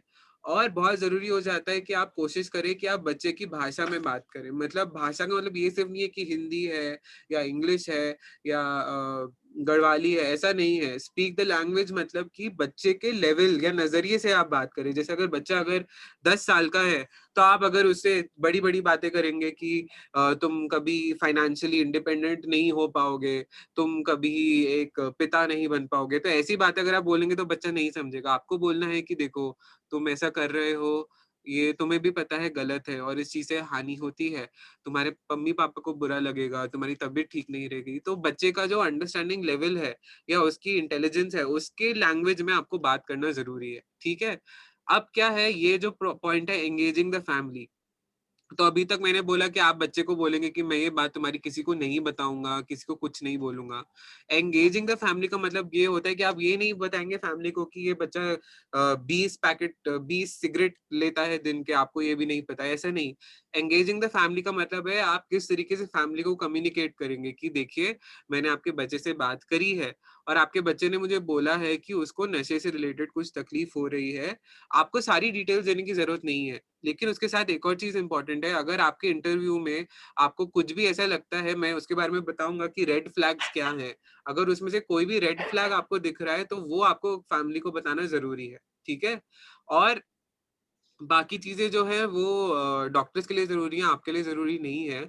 आप एक मतलब कम्युनिटी वर्कर या फील्ड वर्कर या फिर सोशल वर्क के एस्पेक्ट से पहले 6 पॉइंट्स पे ध्यान दें तो वो काफी है कि आपको बच्चे के साथ बात कैसे करना है और कम्युनिकेट कैसे करना है। ठीक है, तो अब रेड फ्लैग्स क्या है? अगर आपके साथ कोई बच्चा है, आपके साथ बात कर रहा है और आपको बोलता है कि मैं ड्रिंक्स करके गाड़ी चलाता हूँ या टू व्हीलर चला रहा हूँ, सबसे पहला रेड साइन। क्योंकि हम सबको पता है कि ड्रिंकिंग के साथ अगर हम ड्राइविंग करते हैं तो क्या हो सकता है, कोई बताएगा?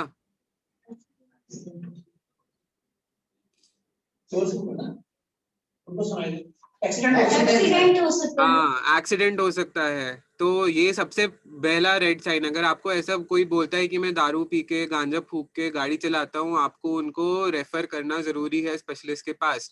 दूसरा है, अगर वो अल्कोहल के साथ दूसरे ड्रग्स ले रहे हैं, जैसे कि गांजा ले रहे हैं, अल्कोहल के साथ मिक्स कर रहे हैं, एक से ज्यादा कोई ड्रग्स ले रहे हैं, तो आपको रेफर करना जरूरी है। तीसरा है use of intravenous drugs. Intravenous समझते हैं आप लोग?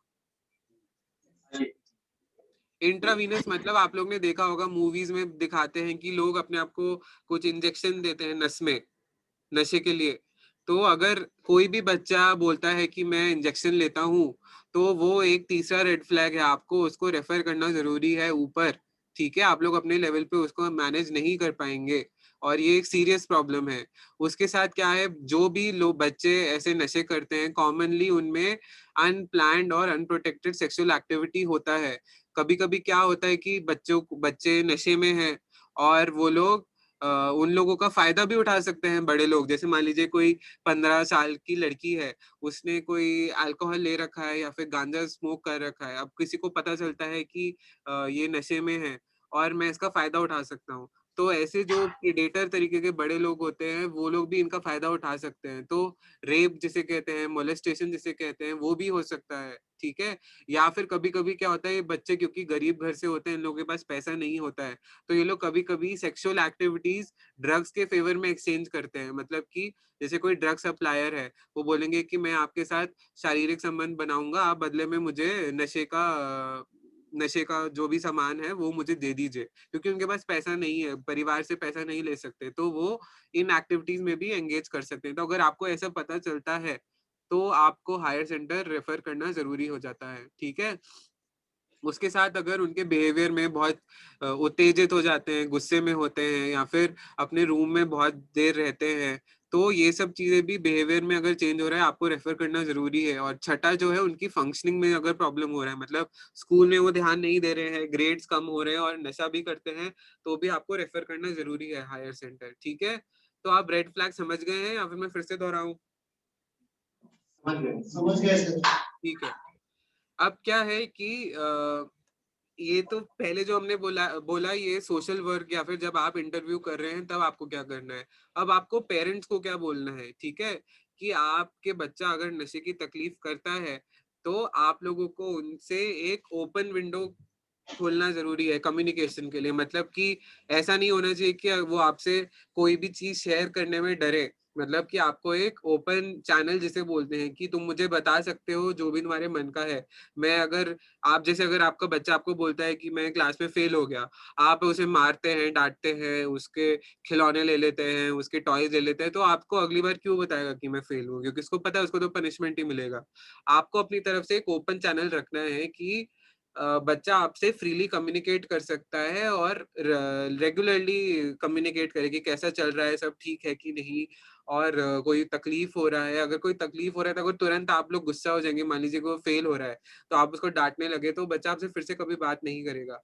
आपको उसे बोलना, अच्छा तुम फेल हो रहे हो, तुम्हें भी पता है ये अच्छी चीज नहीं है, तुम्हें क्या लगता है, क्या तकलीफ है, क्या तुम्हें कोई पर्टिकुलर सब्जेक्ट में प्रॉब्लम हो रही है? अगर उस पर्टिकुलर सब्जेक्ट में प्रॉब्लम हो रही है तो क्या तुम्हें लगता है कि एक्स्ट्रा क्लासेस से तुम्हें फायदा होगा? तो ऐसे एक पॉजिटिव तरीके का कम्युनिकेशन करना जरूरी है। और जैसे मैंने बोला, बच्चे अपने वातावरण या पेरेंट्स के बिहेवियर से सबसे ज्यादा सीखते हैं। तो जिस तरीके का बिहेवियर आप बच्चे में चाहते हैं, उसी तरीके का बिहेवियर आपको भी करने की जरूरत है। उनका स्लीप देखना, वो ठीक से सो रहे हैं कि नहीं, उन लोग के साथ जरूरी है कि ये पता रखना कि आपका बच्चा कहाँ है, किसके साथ है और वो क्या कर रहे हैं। इसका मतलब ये नहीं है कि आप एक हेलीकॉप्टर पेरेंट बन जाए कि आप पूरे टाइम उनको फॉलो करे, बट आपको बच्चे में एक डेवलप करना है ट्रस्ट का फीलिंग कि वो आपको बताए कि अच्छा मैं इधर जा रहा हूँ, इन लोगों के साथ हूँ और हम ये करेंगे। और जैसे आप लोगों को पता है लाइफस्टाइल भी बहुत इंपॉर्टेंट होता है इन सब चीजों में, तो खाना ठीक से खाना, न्यूट्रिशियस खाना खाना, एक्सरसाइज बच्चों में इनकरेज करना, उनको आउटडोर खेलने के लिए बोलना, पूरे टाइम घर के अंदर लैपटॉप कंप्यूटर पे नहीं बैठे रहना, तो ये सब चीजें भी आप पेरेंट्स को सिखा सकते हैं कि वो अपनी तरफ से कर सकते हैं। ठीक है, अब हम आखिरी उसमें आ रहे हैं कि न्यूरो डेवलपमेंटल डिसऑर्डर। तो हमने इमोशनल डिसऑर्डर कवर करा, बिहेवियरल डिसऑर्डर कवर करा, अब हम न्यूरो डेवलपमेंटल डिसऑर्डर में आ रहे हैं। तो न्यूरो डेवलपमेंटल डिसऑर्डर जैसे इसमें अगर आप देखें तो आपको क्या दिख रहा है कि बच्चा प्रेग्नेंट मदर के यूट्रस में है या गर्भाशय में है। ठीक है, तो अगर न्यूरो डेवलपमेंटल डिसऑर्डर होता है, मतलब न्यूरो मतलब ब्रेन, डेवलपमेंटल मतलब विकास, मतलब ब्रेन के विकास का डिसऑर्डर। तो अगर ब्रेन के विकास का डिसऑर्डर है तो उस इंसान को इंटेलेक्चुअल फंक्शनिंग में प्रॉब्लम होगा और डेली एक्टिविटीज में प्रॉब्लम होगा। इंटेलेक्चुअल फंक्शनिंग मतलब स्कूल की पढ़ाई में, और डेली एक्टिविटीज मतलब जैसे इसमें लिखा है दिखा है फ्रेंड्स के साथ प्ले खेलना, टॉयलेट जाना, एक्सरसाइज करना या खाना खाना। तो जो रोजमर्रा की जिंदगी है उसमें भी तकलीफ होगा और पढ़ाई से रिलेटेड प्रॉब्लम्स भी होंगी। तो न्यूरो डेवलपमेंटल डिसऑर्डर हम कब कहते हैं? जब बच्चे का विकास स्लो है कंपेयर टू अदर। तो आप लोग गांव वगैरह में जाते हैं तो इस तकलीफ को आइडेंटिफाई करना बहुत आसान होता है, क्योंकि आपको पेरेंट्स खुद ही बोलेंगे कि हमारे जैसे दूसरे बच्चों के मुकाबले ये बहुत स्लो है, मतलब इसका विकास ठीक से नहीं हुआ है, ये ठीक से बोलता नहीं है, अपना ध्यान ठीक से नहीं रखता है, कोई बात बोलो तो इसको समझ में नहीं आती, याद नहीं रखता है, दूसरे अपने उम्र के बच्चों के हिसाब से इसका दिमाग का शक्ति कम है, या फिर ये बुद्धू है, या फिर इसको अपनी उम्र के हिसाब से समझ नहीं है और पढ़ाई में भी ये ठीक नहीं है। तो ये चीजें आपको उनके पेरेंट खुद ही बता देंगे, लेकिन आप लोगों को क्या समझना है कि इसको मेंटल रिटार्डेशन बोलते हैं या इंटेलेक्चुअल डेवलपमेंटल डिले में नया जो टर्मिनोलॉजी है उसको आईडीडी बोलते हैं, इंटेलेक्चुअल डेवलपमेंटल डिले। तो अगर आप देखें तो आईक्यू आप लोग समझते हैं, आईक्यू का फुल फॉर्म क्या है? Intelligence quotient. हाँ, इंटेलिजेंस कोशेंट। तो जैसे अगर बच्चा 16 साल का है और उसका आईक्यू 50 है, तो मतलब वो अपनी एज के हाफ उम्र के बच्चे की तरह बिहेव करेगा। मतलब कि अगर वो 16 साल का है तो वो 8 साल का बच्चा जैसे बिहेव करता है उसके जैसे बिहेव करेगा। तो वैसे ही ये इंक्रीजिंग सिवियरिटी में है, माइल्ड, मॉडरेट, सीवियर, प्रोफाउंड।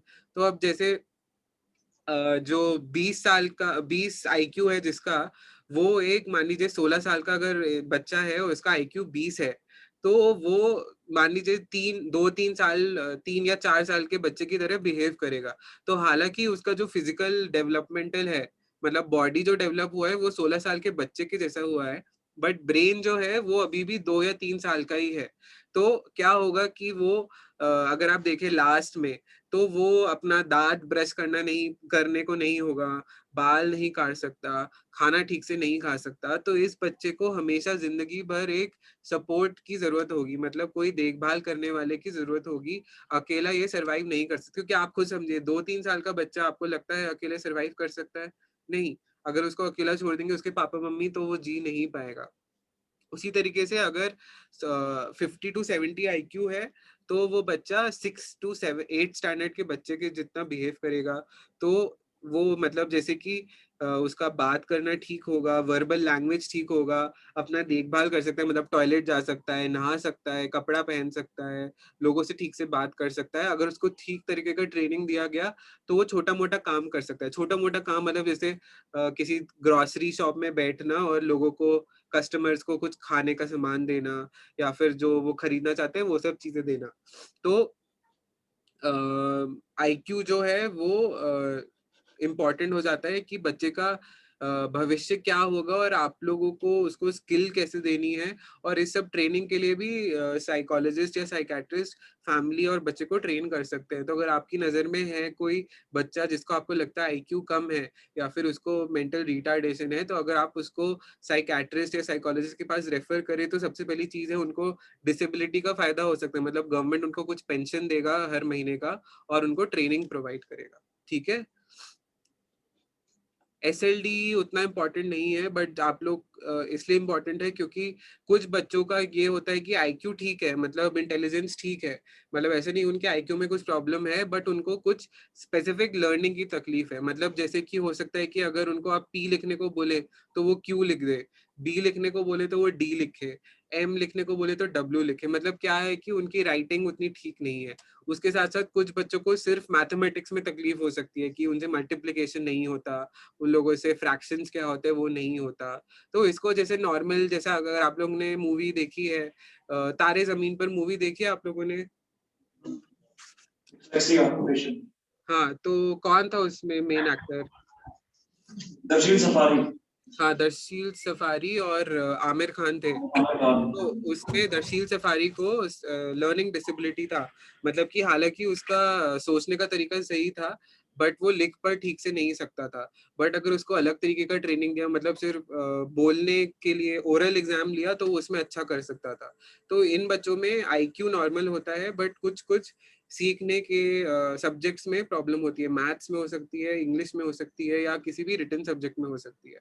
ठीक है, तो अब क्या है, अब हमने डिसऑर्डर्स कवर करे हैं बेसिकली। अब हमारे पास ज़्यादा टाइम नहीं है, तो मैं briefly parent management techniques cover करने की कोशिश करूंगा, और उसके बाद थोड़ा स्ट्रेस और कोविड से रिलेटेड है।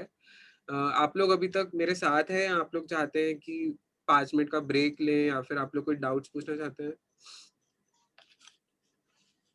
कंटिन्यू करते हैं। कंटिन्यू, अच्छा ठीक है।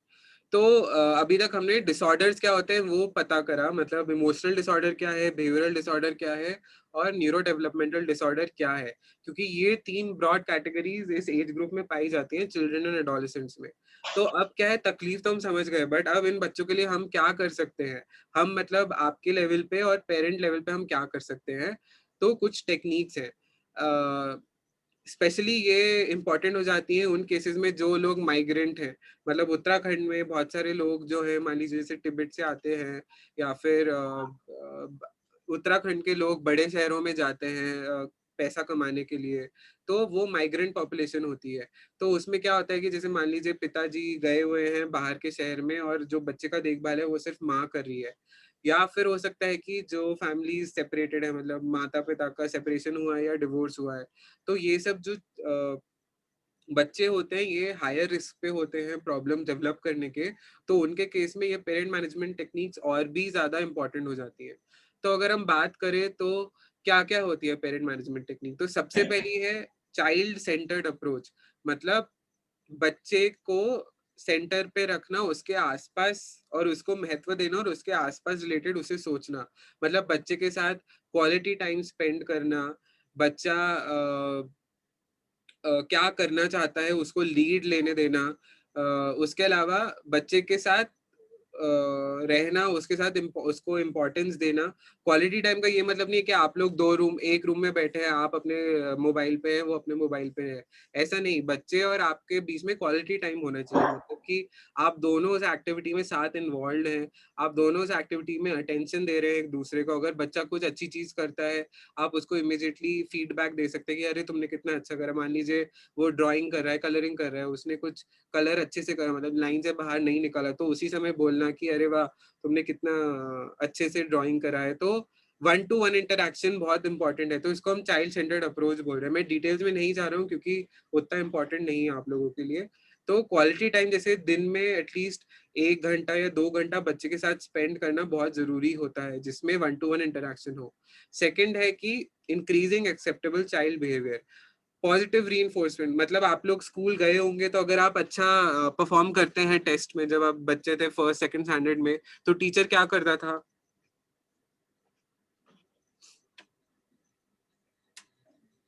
देता था या एक्सलेंट देता था। हाँ, तो जैसे या तो फिर आपको कोई स्टार देते होंगे, गोल्डन स्टार या रेड स्टार देते होंगे कि तुमने अच्छा काम किया, तो उसको पॉजिटिव रीइंफोर्समेंट बोलते हैं। मतलब कि जो बिहेवियर जैसे आपने एग्जाम में अच्छा करा, उस बिहेवियर को अगर आप प्रमोट करना चाहते हैं कि ये फिर से हो भविष्य में, तो आप उसको कुछ रिवॉर्ड देते हैं या उसको कुछ प्राइज देते हैं, जैसे जिससे भविष्य में वो फिर से हो। तो अगर आप बच्चे को कुछ अच्छी चीज सिखाना चाहते हैं, कोई अच्छा बिहेवियर सिखाना, जैसे सिंपल हो सकता है कि कोई घर में आया तो उसको नमस्ते बोलना। तो जब भी कोई घर में आता है, जब भी आपका बच्चा नमस्ते बोलता है, तो उसी समय उसकी तारीफ करना कि तुमने कितना अच्छे से नमस्ते करा अंकल आंटी को, ऐसा तुम करते रहोगे तो अच्छा है। और बच्चा समझता है कि अच्छा ये जो चीज मैंने करी ये अच्छी है, और अगर मैं फिर से करूंगा तो पापा मम्मी मेरी तारीफ करेंगे। तो उसको हम बोलते हैं पॉजिटिव रीइंफोर्समेंट। ठीक है। तीसरा है सेटिंग क्लियर एक्सपेक्टेशन। मतलब अगर आप ऐसे बोलेंगे बच्चे को कि तुम इतनी देर से टीवी क्यों देख रहे हो, तो ये जो बोलने का तरीका है उतना इफेक्टिव नहीं होगा। इसके बजाय अगर आप बोलेंगे कि तुम्हें नहीं लगता तुम्हें अभी पढ़ना चाहिए, तो वो चीजें ज्यादा इफेक्टिव होती है। मतलब अगर आप बच्चे को बोलेंगे टीवी मत देखो, बंद करो अभी, तो बच्चे को लगेगा आप डांट रहे हैं, और उसको पता नहीं है कि अच्छा अगर मैं टीवी नहीं देखूं तो मैं क्या करूं, फिर आप क्या चाहते हो मुझसे। बट अगर आप बोलें कि अब तुम्हारा पढ़ने का टाइम हो गया, चलो अब पढ़ाई करते हैं, तो बच्चे को पता है कि अब उसे टीवी नहीं देखना है और आप लोग चाहते हैं कि अब वो पढ़ाई करे, तो उसको क्लियर एक्सपेक्टेशन क्या है आपका वो पता चलता है। ठीक है। तो इसको हम बोलते हैं कि ऐसा नहीं बोलना चाहिए कि ये चीज मत करो, you should not do this, ऐसा नहीं बोलना चाहिए, बल्कि ये बोलना चाहिए यू कुड डू दिस, मतलब ये तुम कर सकते हो या ये तुम्हें करना चाहिए। ठीक है। तो इसको बोलते हैं सेटिंग क्लियर एक्सपेक्टेशंस। चौथा है रिड्यूसिंग अनएक्सेप्टेबल बिहेवियर्स। तो अब क्या होता है कि जैसे अगर आपने कोई अच्छा चीज करा तो टीचर स्टार देता है। अब मान लीजिए अगर आप बहुत ज्यादा बात कर रहे हैं क्लास में, परेशान कर रहे हैं टीचर को, तो टीचर क्या करेगा?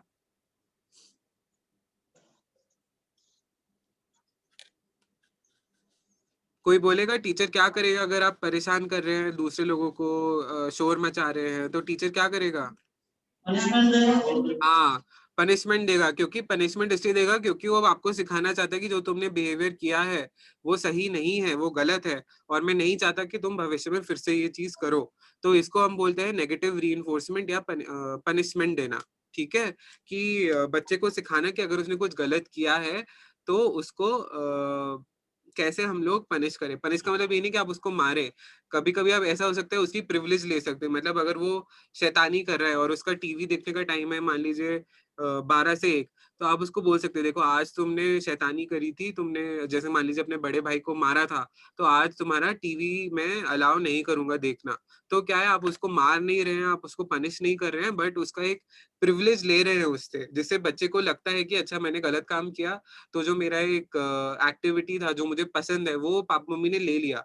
ठीक है। तो बिना मारे बच्चे को, बिना किसी तरीके का पनिशमेंट दिया, आप बच्चे को सिखा पाते हैं। ठीक है। और क्या है कि स्ट्रैटेजीज फॉर अवॉइडिंग ट्रबल। जैसे मान लीजिए बच्चे को सोशल, जैसे आप किसी फैमिली फंक्शन में जा रहे हो, बच्चा शैतान है, दूसरे लोगों को मारता है, दूसरे बच्चों को मारता है, तो उस फंक्शन में जाने से पहले ही बच्चे को समझाइए देखो हम लोग इस फंक्शन जा रहे हैं, अगर तुम इस फंक्शन में शैतानी करोगे तो फिर वो अच्छा नहीं होगा और मम्मी पापा को बहुत बुरा लगेगा। और अगर तुम ऐसा करोगे तो हम लोग तुम्हारा कल अगर जैसे मान लो हम पिकनिक के लिए जाने वाले हैं तो हम पिकनिक नहीं जाएंगे। ठीक है। तो प्रॉब्लम आने से पहले ही हम बच्चे को समझा रहे हैं कि अगर तुम ऐसा करोगे तो क्या होगा। तो बच्चे के दिमाग में रहता है कि अगर मैं ऐसा करूंगा तो मेरे को कुछ प्रॉब्लम होगा और मुझे ऐसा नहीं करना चाहिए। तो स्ट्रैटेजीज फॉर अवॉइडिंग ट्रबल। ठीक है। अब क्या है, हम लोग इम्पोर्टेंट एस्पेक्ट पे आते हैं, स्ट्रेस और कोपिंग, जो बच्चों के केस में बहुत इंपॉर्टेंट होता है। क्योंकि जैसे मैंने पहले ही बोला कि चिल्ड्रन एडोलेसेंट जो एज ग्रुप है वो बहुत सारे चेंजेस के थ्रू जा रहा होता है। मतलब उनकी बॉडी डेवलप हो रही है, उनका माइंड डेवलप हो रहा है, वो लोग ऑपोजिट जेंडर की तरफ उनका अट्रैक्शन शुरू होता है, और स्कूल में प्रेशर होता है, 10th 12th स्टैंडर्ड का एकेडमिक प्रेशर होता है। तो एक काफी स्ट्रेसफुल टाइम है चाइल्डहुड और एडोलेसेंट बच्चों के लिए। ठीक है। लेकिन स्ट्रेस का आप लोगों को ये समझना है कि दो तरीके का स्ट्रेस होता है, एक अच्छा स्ट्रेस होता है, एक बुरा स्ट्रेस होता है। ठीक है। अब जैसे मान लीजिए मुझे प्रेजेंटेशन करना था, तो मेरे ऊपर स्ट्रेस था कि मुझे पावर पॉइंट बनाना है, कोशिश करना है कि मैं इन चीजों को सिंप्लीफाई करके आप लोगों को समझा सकूं।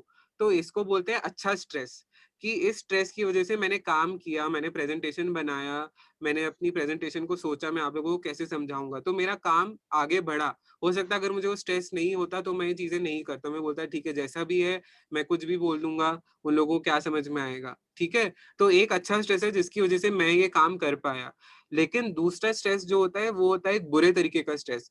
मतलब आप इतने स्ट्रेस हो जाते हैं कि आप कुछ कर ही नहीं पा रहे हैं। जैसे मान लीजिए अगर ऐसा होता है कि मुझे प्रेजेंटेशन करनी है, मैं सोचता कि मैं कर ही नहीं पाऊंगा और इम्पॉसिबल है, और मैं सोचने लगता फिर कि मैं शायद अच्छा साइकियाट्रिस्ट नहीं हूँ, मैं अच्छा डॉक्टर नहीं हूँ, क्योंकि मैं एक प्रेजेंटेशन नहीं ले पा रहा।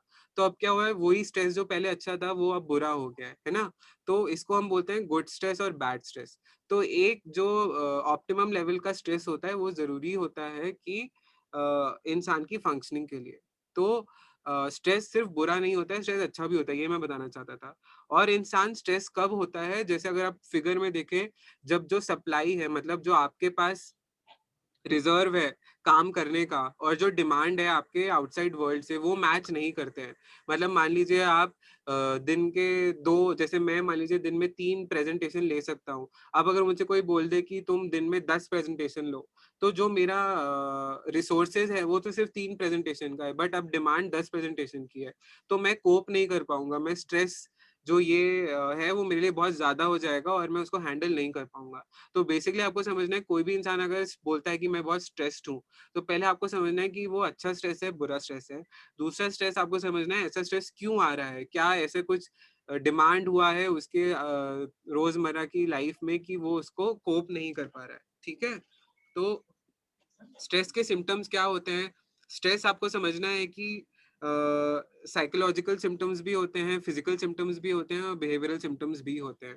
तो अब अगर कोई स्ट्रेस्ड है, जैसे मान लीजिए आपके घर में मान लीजिए किसी की शादी है, आपके क्लोज रिश्तेदार की, तो वो एक स्ट्रेसफुल एनवायरनमेंट होता है। तो उस समय होता है आपको तुरंत चीजें याद नहीं आती हैं, आप लोग सोचने लगते हैं कि शादी ठीक से होगी कि नहीं, बाकी परिवार वाले क्या सोचेंगे। आप लोगों को चिड़चिड़ाहट होती है कि छोटी सी बात पे ज्यादा गुस्सा आ जाना, थोड़ा उदास फील करना। कभी कभी ये भी हो सकता है कि आपको सर दर्द हो, मोशन ठीक से ना हो, और सांस लेने में तकलीफ हो, उसके साथ साथ नींद ठीक से ना आना, भूख ना लगना।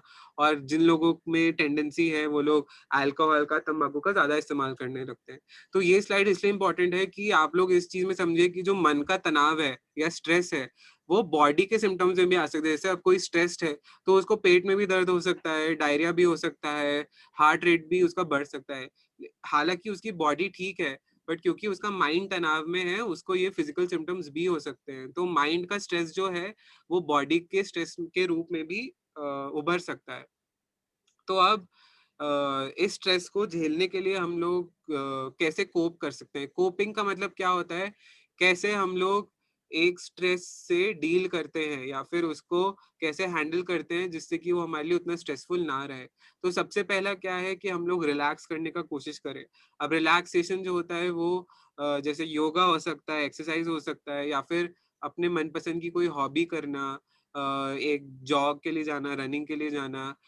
और सबसे ज्यादा इंपॉर्टेंट है, जैसे अगर कोई स्ट्रेस है तो प्रॉब्लम को सबसे पहले समझना कि मुझे प्रॉब्लम क्यों हो रहा है, फिर समझना कि मैं इस प्रॉब्लम को कैसे बेहतर तरीके से हैंडल कर सकता हूँ। तो प्रॉब्लम सॉल्विंग बोलते हैं कि मुझे प्रॉब्लम है, अब मैं 1 2 3 ऑप्शन सोचूंगा कि इस प्रॉब्लम को मैं कैसे सॉल्व कर सकता हूँ, उसमें से क्या बेस्ट ऑप्शन है मेरे लिए, उसको सोचना, उसके प्रोज एंड कॉन सोचना कि इस चीज को करूंगा तो अच्छा क्या होगा, बुरा क्या होगा, उसको प्रॉब्लम सॉल्विंग कहते हैं। इफेक्टिव कम्युनिकेशन मतलब अपने आसपास के लोगों से कम्युनिकेट करना कि मुझे स्ट्रेस हो रहा है, तुम मेरी बात सुनोगे। तो सिर्फ बात करने से भी कभी कभी स्ट्रेस कम हो जाता है। अपना टाइम बेहतर तरीके से हैंडल करना, एक शेड्यूल बनाना। और तीसरा है कि अपने थॉट्स को चेंज करने की कोशिश करना। मतलब पूरे टाइम अगर आप स्ट्रेसफुल चीज के बारे में सोचते रहेंगे तो स्ट्रेस ज्यादा होगा। अब अगर आप उसकी जगह कोई अच्छी चीज सोचने की कोशिश करें, या फिर सोचने की कोशिश करें कि अगर मैं पूरा टाइम स्ट्रेस रहूंगा तो स्ट्रेस का तो ऐसा नहीं कि कुछ कम हो रहा है, मतलब अगर मैं चिंता करूंगा तो चिंता करने से प्रॉब्लम तो सॉल्व नहीं होगी। तो अगर उस टाइम पे अगर आप प्रॉब्लम को सॉल्व करने के बारे में सोचेंगे या फिर पॉजिटिव चीजें सोचेंगे तो आपका स्ट्रेस कम होगा, ठीक है। तो अब क्या है, आप सब जानते हैं कोविड वायरस के बारे में। तो कोविड वायरस आपको क्या लगता है, बच्चे मतलब बच्चों के लिए और एडल्ट्स के लिए स्ट्रेसफुल है या फिर इंजॉयबल है? Stressful. हाँ, Stressful. हाँ, स्ट्रेसफुल है, क्योंकि अगर आप देखें तो क्या होता है, आप लोगों को पता है कि बच्चे का जो वातावरण है वो फैमिली से बनता है, उसके स्कूल से बनता है और उसके समाज से बनता है। तो क्या होता है, अब फैमिली में कोरोना की वजह से क्या-क्या हुआ है, पेरेंट्स का जॉब छूट गया है, उसकी वजह से फाइनेंशियल प्रॉब्लम्स हैं। उसके साथ क्या-क्या हो रहा है कि क्योंकि अब फाइनेंशियल प्रॉब्लम्स हैं तो एक दूसरे के बीच में भी ज़्यादा तकलीफें होती हैं, क्योंकि चिड़चिड़ाहट ज़्यादा है, घर पे मार-पिटाई ज़्यादा हो सकती है। फिर क्या है, क्योंकि पूरे टाइम घर पे रहना है, तो अब वो बाहर नहीं जा सकते। मान लीजिए अब किसी को स्पोर्ट्स में शौक है, बट अब वो घर बाहर नहीं जा सकते क्योंकि कोरोना की वजह से लॉकडाउन है, तो वो एक प्रॉब्लम है। उसके साथ क्या-क्या हो रहा है, अब पूरे टाइम आप घर पे रहते हैं। पहले बच्चे स्कूल जाते थे, बट अब पेरेंट्स को पूरे टाइम बच्चों के साथ रहना है, तो उनका ज़्यादा टाइम बच्चों की देखभाल में चला जाता है, और वो जो उनको एक ब्रेक मिलता था बच्चों से या फिर एक सेल्फ के लिए टाइम मिलता था, वो नहीं मिल रहा है, क्योंकि बच्चे स्कूल नहीं जा रहे हैं। अब क्या स्कूल में भी यही फ़र्क है कि स्कूल नहीं जा रहे हैं, स्कूल बंद है, तो लोगों का लर्निंग में लॉस हो रहा है कि वो लोग पढ़ाई नहीं कर पा रहे हैं। फिर क्या है, अब ऑनलाइन क्लासेस, जैसे उत्तराखंड जैसे स्टेट में छोटे-छोटे गाँव हैं, हर जगह नेटवर्क ठीक से नहीं आता है, पहाड़ी एरियाज़ में नेटवर्क ठीक से नहीं आता है, तो अब हर कोई ऑनलाइन क्लासेस अटेंड नहीं कर सकता, तो अब उनकी उस वजह से पढ़ाई का नुकसान हो रहा है, ठीक है? अब क्या है कि सामाजिक लेवल पे भी प्रॉब्लम है कि जैसे आंगनवाड़ी के जो प्रोग्राम्स हैं, या फिर जैसे आप लोग रिप्रोडक्टिव हेल्थ का जो प्रोग्राम कर रहे थे बच्चों के लिए, वो भी कोरोना की वजह से उसमें कुछ डिले आया होगा, आप लोग पूरी तरीके से नहीं कर पाए होंगे। तो ये सब चीज़ें जो हैं कोविड की वजह से स्ट्रेस और बढ़ा देती हैं बच्चों में, ठीक है? तो अब क्या है कि क्योंकि ये स्ट्रेस बढ़ रहा है, तो इसका इम्पैक्ट होता है बच्चे के मानसिक स्वास्थ्य पे, ठीक है? तो अब उसमें भी अगर आप देखें तो बच्चे के मानसिक स्वास्थ्य में तकलीफ है, लेकिन इतनी सारी चीज़ों पे इफ़ेक्ट हो सकता है, मतलब उसके बिहेवियर में फ़र्क हो सकता है, वो चिड़चिड़ाहट ज़्यादा करेगा, गुस्सा ज़्यादा करेगा, गैजेट यूज़ बढ़ जाएगा। आप लोग ने देखा होगा कि लॉकडाउन के समय छोटे बच्चे मोबाइल का इस्तेमाल ज़्यादा करने लगे हैं, उस पे वीडियो देखना, गेम खेलना, क्योंकि उनके पास और कोई तरीका नहीं है अपना टाइम पास करने का। उसके साथ इमोशंस में प्रॉब्लम आना, घबराहट होना कि मुझे कोरोना तो नहीं हो जाएगा, या फिर मेरी वजह से किसी और को कोरोना तो नहीं हो जाएगा। छोटा-सा सर्दी-जुकाम हुआ तो उसमें सोचना कि हमें कोई बड़ी तकलीफ तो नहीं है, ठीक है? उसके साथ यही जो मैंने बोला, एक्सेसिव फ़ियर एंड वरीज़ कि भविष्य में कब कोरोना का लॉकडाउन खुलेगा, कभी कुछ ठीक होगा कि नहीं, मेरे परिवार वाले कब तक सेफ रहेंगे, ठीक है?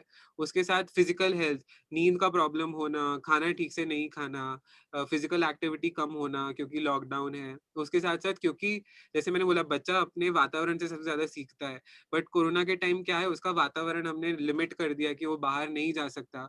तो अब क्या है, वो अपने दोस्तों से नहीं सीख पा रहा है, क्योंकि आप जब छोटे बच्चे होंगे, आपने जैसे मान लीजिए क्रिकेट खेलना अपने फ्रेंड से सीखा होगा, है ना? आपको किसी ने सिखाया तो नहीं है। तो वो सब अभी नहीं हो पा रहा है। तो उसकी वजह से बच्चे का विकास, फिजिकल डेवलपमेंट, मेंटल डेवलपमेंट ठीक से नहीं हो रहा है, ठीक है? तो बच्चों की सेहत पे इस सब का बहुत फ़र्क पड़ रहा है कोविड की वजह से, ठीक है? आप अपनी तरफ से क्या कर सकते हैं इन सब चीज़ों को कम करने के लिए, ठीक है? तो ये लास्ट स्लाइड है, मैं 2 मिनट में खत्म करूँगा। उसके बाद अगर आपको कुछ क्वेश्चन्स हैं या डाउट्स हैं या आप कुछ क्लैरिफिकेशन चाहते हैं, तो हम वो करेंगे। तो आप अपनी तरफ से क्या कर सकते हैं, बच्चों को हेल्दी कोपिंग स्टाइल सिखाना। जैसे मैंने पहले बताया, एक्सरसाइज़ करना, शेड्यूल बनाना, अपना एक रूटीन बनाना, उसके अलावा पॉज़िटिव हॉबीज़ डेवलप करना। तो अगर आप हेल्दी कोपिंग स्टाइल सिखाएँगे तो बच्चे को भी इस चीज़ में मदद होगा। फिर हमने जैसे क्वालिटी टाइम के बारे में बात करी थी कि बच्चों के साथ दिन में एटलीस्ट 1-2 घंटे क्वालिटी टाइम स्पेंड करना, जिसमें आपका पूरा टेंशन बच्चे पे है। बच्चे की क्या नीड्स हैं उस समय में, आप उसको इमीडिएटली आंसर कर सकते हैं या उसको प्रोवाइड कर सकते हैं, ठीक है? उसी के साथ-साथ developing maintaining a daily routine, limit amount and type of screen time. तो ये बहुत इंपॉर्टेंट है, क्योंकि एक तो हमने एडिक्शन के बारे में बात करी जो सब्सटेंसेस से रिलेटेड है। एक और जो बहुत इंपॉर्टेंट चीज़ है उसको हम बोलते हैं टेक्नोलॉजी एडिक्शन या फिर बिहेवियरल एडिक्शन, जिसमें बच्चे जो हैं गैजेट से एडिक्टेड हो जाते हैं। मोबाइल हो सकता है, लैपटॉप हो सकता है, मोबाइल पे गेम्स खेलना, पबजी वगैरह हो गया, या फिर यूट्यूब पे वीडियोज़ देखना। तो आपको क्या करना है as a parent, time fix करना है। तो यूजुअली क्या कहते हैं कि हर हर 5 साल की उम्र में वो टाइम जो है आधे-आधे घंटे आपको बढ़ाना है। जैसे मान लीजिए 0 से 5 साल का अगर कोई बच्चा है या 0 से 3 साल का बच्चा है, तो उसके लिए स्क्रीन टाइम लगभग 0 होना चाहिए। मतलब उसको आप मोबाइल अगर नहीं देना चाहिए, कोशिश करना चाहिए वो जितना अपने फिज़िकल एनवायरनमेंट मतलब टेक्नोलॉजी के बाहर वाला जो एनवायरनमेंट है उसमें डील करे, वो ज़्यादा बेहतर है। फिर जैसे मान लीजिए 3 टू 8 हो गया, तो उस बच्चे को आप दिन में आधा घंटे के लिए मोबाइल दे सकते हैं। उसके ऊपर हुआ जैसे मान लीजिए 8 टू 13 या 8 टू 14 उसके लिए 1 घंटा ठीक है और उससे ज़्यादा फिर up to 18 years of age दिन में मैक्सिमम 2 घंटा आप बच्चे को मोबाइल दे सकते हैं। तो अमाउंट लिमिट करना कि वो स्क्रीन पे कितना खर्च कर रहे हैं, क्योंकि उससे एक तो फिजिकल प्रॉब्लम होते हैं, मतलब आंखों पे स्ट्रेन पड़ना। अब जैसे मैं ऐसे बैठा हूँ स्क्रीन के सामने, तो मेरा नेक का प्रॉब्लम हो सकता है, बैक का प्रॉब्लम हो सकता है, पोस्चर से रिलेटेड प्रॉब्लम हो सकता है, ठीक है? तो amount and type of screen time control करना।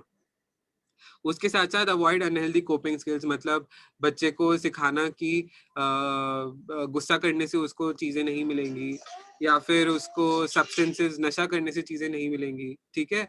Utilise this time to inculcate life skills. तो बच्चे क्या है आपसे सीखेंगे, अगर आप उन्हें सिखाएँगे कि स्ट्रेस से कैसे करेक्ट तरीके से हैंडल करना है, अपने आप रोल मॉडल बनेंगे बच्चे के लिए, तो वो उनको मदद करता है। और अगर इन सब चीज़ों के बावजूद बच्चे को हेल्प नहीं हो रहा है या फिर आपको लग रहा है कि बच्चे की तकलीफें बढ़ रही हैं, तो ऑब्वियसली उसको रेफर करना है एक आगे मेंटल हेल्थ प्रोफेशनल के पास या साइकियाट्रिस्ट के पास। ठीक है, तो ये मेरा लास्ट स्लाइड था। मैंने बहुत ब्रीफली टच करा है, हो सकता है आप लोगों के लिए इन्फॉर्मेशन ओवरलोड हो, बट मैं इस 1.5-2 घंटे में जितना इन्फॉर्मेशन दे सकता था अपनी तरफ से, जो मुझे लगा आप लोगों के लिए इम्पोर्टेंट होगा, मैंने कोशिश करा है देने का। मैं स्लाइड्स डेफिनिटली आपको शेयर करूँगा, तो आपको कोई डाउट होगा, आप विवेक जी को बोल सकते हैं, वो मुझे ईमेल कर सकते हैं आपके डाउट्स। मैं अपनी तरफ से पूरी तरीके से कोशिश करूँगा उनको आंसर करने की। और ये मेरी स्लाइड का एंड है। अगर आप इसमें देखें तो ये बीच में मैथिली मैम बैठी हैं जो मेरी टीचर रही हैं और कोने में मैं हूँ, तो उन्होंने हमेशा मुझे सिखाया है कि चाइल्डहुड बहुत ही इम्पोर्टेंट स्टेज है हमारी लाइफ की और वो मेरे लिए एक बहुत इम्पोर्टेंट टीचर रही हैं सिखाने में। तो मैं उनको भी थैंक यू करना चाहता हूँ। उन्होंने जो भी मैं अभी हूँ, काफ़ी चीज़ें उन्होंने मुझे सिखाई हैं और आई होप आप लोग भी बच्चों को सिखाएँ और उन लोगों को हेल्प कर सकते हैं, क्योंकि बच्चे भविष्य का सब कुछ हैं। और अगर हम कोई भी तकलीफ चाइल्डहुड में कंट्रोल कर सकते हैं या अवॉइड कर सकते हैं, तो हमें कोशिश करनी चाहिए, रादर देन जब वो बड़े हो जाएँ और उनको सिंड्रोमल साइकियाट्रिक प्रॉब्लम हो तब हम ट्रीट करने की कोशिश करें, तो वो ज़्यादा तकलीफदेह होता है। अगर हम बचपन में हेल्प कर सकते हैं, तो हमें बचपन में हेल्प करने की कोशिश करनी चाहिए। ठीक है? तो ये Thank सेशन you. मैंने रिकॉर्ड करा है, तो इसकी शेयर मैं आपको कर दूँगा, तो आप लोग देख भी सकते हैं बाद में या शेयर भी कर सकते हैं।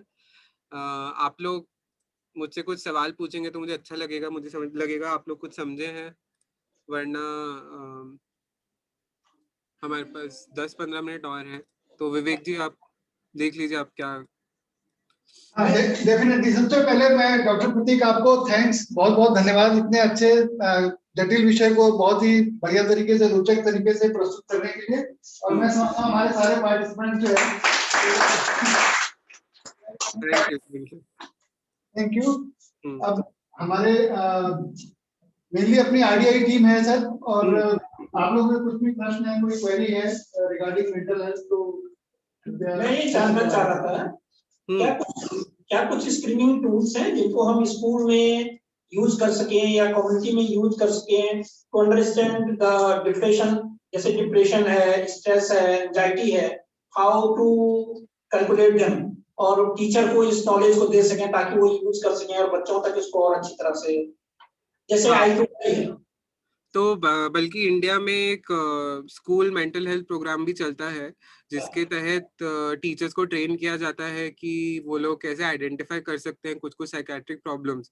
हो सकता है वो एग्जैक्टली डिप्रेशन या एंजाइटी ना आइडेंटिफाई कर पाए, बट वो लोग समझ सकते हैं कि इस बच्चे को कुछ मानसिक तकलीफ है और उसको अगर हम रेफर करें आगे तो फिर उसको मदद हो सकती है। स्पेशली टीचर्स का रोल इंपॉर्टेंट हो जाता है, जैसे मैंने बात करी थी न्यूरो डेवलपमेंटल डिसऑर्डर्स में, जैसे कि जिसको हम बोलते हैं बच्चे की बुद्धि शक्ति उतनी ठीक नहीं है, तो अगर टीचर सही एज पे आइडेंटिफाई कर सकती है कि ये बच्चा बाकी अपने दोस्तों के मुकाबले थोड़ा पीछा है या फिर पढ़ाई में उतना तेज नहीं है, तो डेफिनेटली उसकी हेल्प हो सकती है, क्योंकि इस स्कीम के तहत जैसे स्टेट बोर्ड या सीबीएसई बोर्ड के अंडर उन बच्चों को कुछ रिलैक्सेशन मिलता है, जैसे कि उनका एक लैंग्वेज कम कर दिया, या फिर एग्जाम के टाइम उनको एक्स्ट्रा टाइम दे दिया, या फिर जैसे जिन लोगों को लिखने में तकलीफ है, मतलब हालांकि उनका ब्रेन का शक्ति ठीक है बट राइटिंग उतना ठीक नहीं है, तो उनको एक राइटर दिया जा सकता है कि वो बच्चा आंसर बोलेगा और वो राइटर लिख रहा है। तो डेफिनेटली आपने बहुत इंपॉर्टेंट पॉइंट रेज किया है। तो ऑलरेडी ऐसे प्रोग्राम्स चल रहे हैं। निमहांस की वेबसाइट पे भी आप लोग अगर जाके देखेंगे तो उस पे भी आप लोगों को और चीजें मिल सकती हैं। निमहांस के तहत दो चाइल्ड एडोलेसेंट का एक स्पेशल डिपार्टमेंट है साइकेट्री का, जो सिर्फ चाइल्ड और एडोलेसेंट पॉपुलेशन की तरफ डील कर रहा है। बल्कि हम लोग भी कोशिश कर रहे हैं एक प्रोजेक्ट के थ्रू एक स्क्रीनिंग या फिर एक इंस्ट्रूमेंट डेवलप करना जो टीचर्स अपने लेवल पे कर सकती हैं और वो पिकअप कर सकती हैं कि बच्चों को अगर कोई साइकेट्रिक प्रॉब्लम है और उनको आगे रेफर कर सकते हैं। Thank you. और आप लोगों का और कोई प्रश्न या क्वेरी? अगर आप कुछ नहीं समझे हैं तो भी आप पूछ सकते हैं, मैं फिर से। नहीं सर, मैं पूछना चाहूंगा मेरा एक प्रश्न है। एंड मोस्टली मुझे लगता है कि जो आजकल के एडोलसेंट्स हैं उनसे ही जुड़ा हुआ है। नॉर्मली क्या होता है कि जैसे ऑब्सेशन की आपने बात की है, ये OCD obsessive compulsive disorder, OCD की बात अभी आपने, तो ऐसे कुछ बच्चे हैं जो नॉर्मली क्या है कि किसी भी वजह से जो है बॉडी फिटनेस को लेकर बहुत ज्यादा कॉन्शियस हो जाते हैं। और आजकल की ऐप बनाने का क्योंकि ये टाइम चल रहा है, अब किसी के प्लेयर्स के जो है 7 ऐप है, किसी के 8 है, किसी के तो ये जो ऑब्सेशन है मतलब इसको किस तरह से प्रैक्टिकली टैकल किया जाना चाहिए कि आप बच्चे का जो ऑब्सेशन है उसको समझ में आ गया, उसको कैसे टैकल करेंगे, वो मैकेनिज्म क्या होना चाहिए? देखिए इससे जुड़े हुए और भी बहुत सारे ईटिंग डिसऑर्डर्स हैं, और जब अपनी डाइट को लेकर इतने कॉन्शियस हैं कि अपनी प्रॉपर डाइट भी नहीं ले रहे, या बहुत चूजी हैं कि नहीं ये कहीं बॉडी फैट को जो है बढ़ाएगा या उसको जो है, तो इस तरह की चीजों को कैसे टैकल किया जाए? सबको मेरी क्वेरी ये है कि एक्चुअली हम बहुत सारी चीजों को ना बुकिश तरीके से तो हैंडल करने की बात है, बट इन प्रैक्टिकल जो है बड़े डिफिकल्ट हो जाता है। तो आपने बहुत इम्पोर्टेंट पॉइंट रेज किया है, वो पार्ट मैंने कवर नहीं करा था इसमें, क्योंकि वो थोड़ा डिफिकल्ट है कम्युनिटी लेवल पे हैंडल करना। लेकिन सेम पॉइंट पे आप लोगों को समझना जरूरी है कि आजकल जो सोसाइटी है या फिर आजकल जो हम टेक्नोलॉजिकल स्टेज पे है, तो बहुत ही इमीडिएट कंजम्पशन है चीज़ों का। मतलब आप नेट पे जाके कुछ भी चीज़ देख सकते हैं, और क्या है आजकल के जो हीरोज हैं या एक्टर्स हैं या फिर रोल मॉडल्स जो छोटे बच्चों के हैं, जैसे क्रिकेटर्स हो गए, सब अपीयरेंस में या फिर फिटनेस पे बहुत ज़्यादा ध्यान देते हैं। मतलब कोई भी हीरो आपको मोटा नहीं दिखेगा या फिर हेल्दी नहीं दिखेगा, सब बहुत फिट है, सबके 6 पैक एब्स हैं। तो एक मीडिया के थ्रू जो नॉर्मल बॉडी इमेज प्रोपेगेट करी जा रही है वो बहुत ही अनरियलिस्टिक है। मतलब कि हर किसी के पास 6 पैक एब्स हों, ऐसा तो पॉसिबल नहीं है। अब क्या है कि बच्चे जो होते हैं एडोलेसेंट स्पेशली, वो उस एज पे होते हैं जिसमें उनको अपनी अपीयरेंस को लेके बहुत प्री ऑक्यूपेशन होता है कि मैं कैसा दिखता हूँ या मैं कैसी दिखती हूँ, मैं अट्रैक्टिव हूँ कि नहीं, ऑपोजिट जेंडर को मैं अच्छा लगता हूँ कि नहीं। तो उन लोगों के लिए वो लोग और भी ज्यादा उस सब के अफेक्ट में आ जाते हैं कि अपीयरेंस को बहुत ज्यादा वजूद देना। ये सब कहने के बावजूद मैं ये भी कहना चाहूंगा कि फिटनेस का शौक होना प्रॉब्लमेटिक नहीं है। मतलब अगर कोई इंसान फिट रहना चाहता है या फिर वेट कंट्रोल में रखना चाहता है या फिर डाइट पे कंट्रोल रखना चाहता है, तो वो गलत चीज नहीं है। प्रॉब्लम तब होने लगती है जब वो चीज उनके डेली लाइफ में इंटरफेयर करने लगती है। मतलब कि अब जैसे कोई इंसान है जो बोले मैं दिन में कुछ नहीं खाऊंगा या फिर मैं हर ऑल्टरनेट डे खाऊंगा, तो वो पॉसिबल नहीं है। तो अगर कोई भी बच्चा है जिसको बॉडी इमेज को लेके प्रॉब्लम है या फिर ईटिंग रिलेटेड प्रॉब्लम है, तो समझना जरूरी हो जाता है कि वो प्रॉब्लम कहाँ से आ रही है और उस प्रॉब्लम की वजह से बच्चे पे क्या असर पड़ रहा है, उसकी बायोलॉजिकल लाइफ पे, मतलब उसके सोने में, उसके खाने में और उसकी पढ़ाई में, उसकी फंक्शनिंग में। मतलब सर मैं थोड़ा और प्रैक्टिकल आपको एक सिनेरियो आपको देता हूँ। प्रैक्टिकल सिनेरियो में ये है कि बच्चे ने अभी खाना खाया और आफ्टर 5 और 10 मिनट्स वो कुछ एक्सरसाइज करने लग जाएगा। अभी उसने जो है कुछ उसके सामने जो सपोज कुछ भी थोड़ा सा भी फैटी कुछ आइटम है, मतलब ऑयल बेस्ड कुछ आइटम है, तो वो शायद टच ही नहीं करेगा कि ये तो जो है इससे मेरा इतना फैट बढ़ जाएगा। या किसी दिन उसको जो है अगर रोक लिया कहीं पर किसी भी वजह से कि आज कहीं बाहर नहीं जाना, कुछ करना है, तो वो मतलब बहुत ही ज्यादा इरिटेटिव है कि मैं तो आज दिन भर मैंने कुछ किया ही नहीं, तो मैं आज कुछ भी नहीं खाऊंगा। मतलब तो ये सिनेरियो है औरों के साथ हाँ, तो इन चीजों को ईटिंग डिसऑर्डर बोलते हैं, जैसे आपने करेक्टली बोला। नहीं और सर, सॉरी, ईटिंग डिसऑर्डर नहीं है, ऑब्सेशन है कि मुझे जो है मेरी बॉडी फिटनेस मतलब वो कहीं बिगड़ रही है और तो मैं वही बोल रहा हूँ, मुझे फौरन कुछ एक्सरसाइज करनी है। जो आप ऑब्सेशन बोल रहे हैं वो एक्चुअली ईटिंग डिसऑर्डर के अंडर ही आता है। तो उसमें क्या होता है, इंसान अपनी डाइट पे क्यों कंट्रोल करना चाहता है, मतलब कोई कम क्यों खाना चाहता है, क्योंकि वो उसको लगता है कि जो भी उसका लाइफ में वजूद है या फिर जो भी लोग उसको जिस नजरिए से देखते हैं वो उसकी बॉडी अपीयरेंस की वजह से ही देखते हैं, मतलब वो कैसा दिखता है लोग उसको उसी लेवल पे जज करते हैं। अब बॉडी का वेट कंट्रोल करने के लिए वो या तो कम खा सकता है या वो एक्सरसाइज ज्यादा कर सकता है। तो लेकिन जो इसके पीछे सोच है वो ये नहीं है कि मैं कम खाऊंगा, वो सोच ये है कि मुझे पतला होना है, मेरी अपीयरेंस ठीक होनी चाहिए। तो ये ईटिंग डिसऑर्डर जो है ये कॉम्प्लिकेटेड साइकेट्रिक प्रॉब्लम है। उसके लिए यूजुअली हम लोग, मैं आपको बोलूंगा, अगर आपको लगता है कि बच्चे को बहुत तकलीफ हो रहा है तो आप उसको आगे रेफर करिए साइकोलॉजी या साइकेट्रिस्ट के पास, और वो लोग उसको बेटर हैंडल कर पाएंगे। क्योंकि आप लोग अपने लेवल पे हो सकता है शायद बच्चे की उतनी मदद ना कर पाए, बट साइकेट्रिस्ट या साइकोलॉजिस्ट को अगर आप रेफर करेंगे तो डेफिनेटली हम ट्रीट कर सकते हैं। इस प्रॉब्लम को एनोरेक्सिया कहते हैं। एनोरेक्सिया मतलब भूख की एब्सेंस। और किसी का कोई प्रश्न? एक चीज पूछना चाहूंगा सर मैं, हाँ। ड्रग्स का जैसे आपने इसमें दिया था ओसीडी या उससे पहले ने ड्रग्स की डेफिनेशन दी थी, हाँ। जैसे जो बच्चे गरीब तबके के होते हैं, डेस्टिट्यूट होते हैं, तो हाँ। वो तो गलत संगत के चक्कर में पड़ जाते हैं और तब वो लेते हैं। लेकिन हाँ। एक बात खासतौर पर अर्बन एरियाज में इस तरीके की है जो हाँ। शॉप में और अर्बन स्वैग में they get into this cocaine bomb and हाँ। What kind of substance. तो हाँ। शॉप का क्या मनोस्थिति समझते हैं इसका, इसके पीछे का साइकेट्री हो सकती है जो एक देखिए नई आपने, क्लास में देखी जाती है? हाँ, तो आपने बहुत इम्पोर्टेंट पॉइंट रेज किया है कि सिर्फ जो डेस्टिट्यूट बच्चे हैं वो नशा नहीं करते हैं, बाकी जो so called well to do बच्चे हैं या फिर अच्छे स्कूल्स में पढ़ते हैं उनको भी नशे की प्रॉब्लम हो सकती है। इसमें आपको समझना है एक बच्चे की साइकेट्री क्या है, बच्चे की साइकोलॉजी क्या है। उसके लिए सबसे जरूरी चीज होता है पियर एक्सेप्टेंस। पियर एक्सेप्टेंस मतलब उसके दोस्त उसके बारे में क्या नजरिया रखते हैं और दोस्त उसके बारे में क्या सोचते हैं। सो जो आप जैसे बोल रहे हैं कोकेन या फिर स्मैक या फिर गांजा जो बच्चे इस्तेमाल करते हैं, वो काफी बच्चे पीयर प्रेशर के अंडर करते हैं। उनको लगता है कि जो बच्चे नशा करते हैं वो लोग कूल होते हैं या फिर जैसे आपने बोला उनमें स्वैग ज्यादा होता है, तो वो पीयर इन्फ्लुएंस के अंडर आके वो चीजें करते हैं। बट क्या होता है कि कुछ बच्चे उस पीयर इन्फ्लुएंस में कंट्रोल खो बैठते हैं और वो एडिक्टेड हो जाते हैं इन चीजों से। तो उस बच्चे के नजरिए से आपको ये समझना है कि उसको उस फ्रेंड ग्रुप से आपको समझाना है कि कैसे वो जो फ्रेंड ग्रुप है उस पे बच्चे का असर पड़ रहा है और वो जो असर है वो अच्छा नहीं है। तो इन चीजों में हम क्या करते हैं, बच्चे को समझाते हैं कि उसको हो सकता है कि अपना जो टाइम वो स्पेंड करता है उस पीयर ग्रुप के साथ वो लिमिट करना पड़े, हो सकता है बंद भी करना पड़े, मतलब उसको नए सेट ऑफ फ्रेंड्स ढूंढने की कोशिश करनी हो जिन लोगों की हेल्दी हैबिट्स हो। क्योंकि जो पीयर ग्रुप होता है इस एज पे वो पेरेंट्स से या टीचर से ज्यादा स्ट्रांग होता है, मतलब पीयर ग्रुप जो बोलेगा बच्चा वो करने की कोशिश ज्यादा करेगा, बल्कि जो उसके खुद के पेरेंट्स या टीचर्स बोलेंगे वो नहीं करेगा। तो उस स्टेज के बच्चे पीयर इन्फ्लुएंस मेजर प्रॉब्लम होता है, और उसको हैंडल करने के लिए उनको ट्रेनिंग करना जरूरी है कि अगर आपका ऐसा कोई फ्रेंड है तो आपको बताना चाहिए किसी बड़े को कि वो ड्रग कर रहा है और इस बच्चे को हेल्प की जरूरत हो, बजाय कि आप भी वो ड्रग लेना शुरू कर दें। Thank you. Thank you.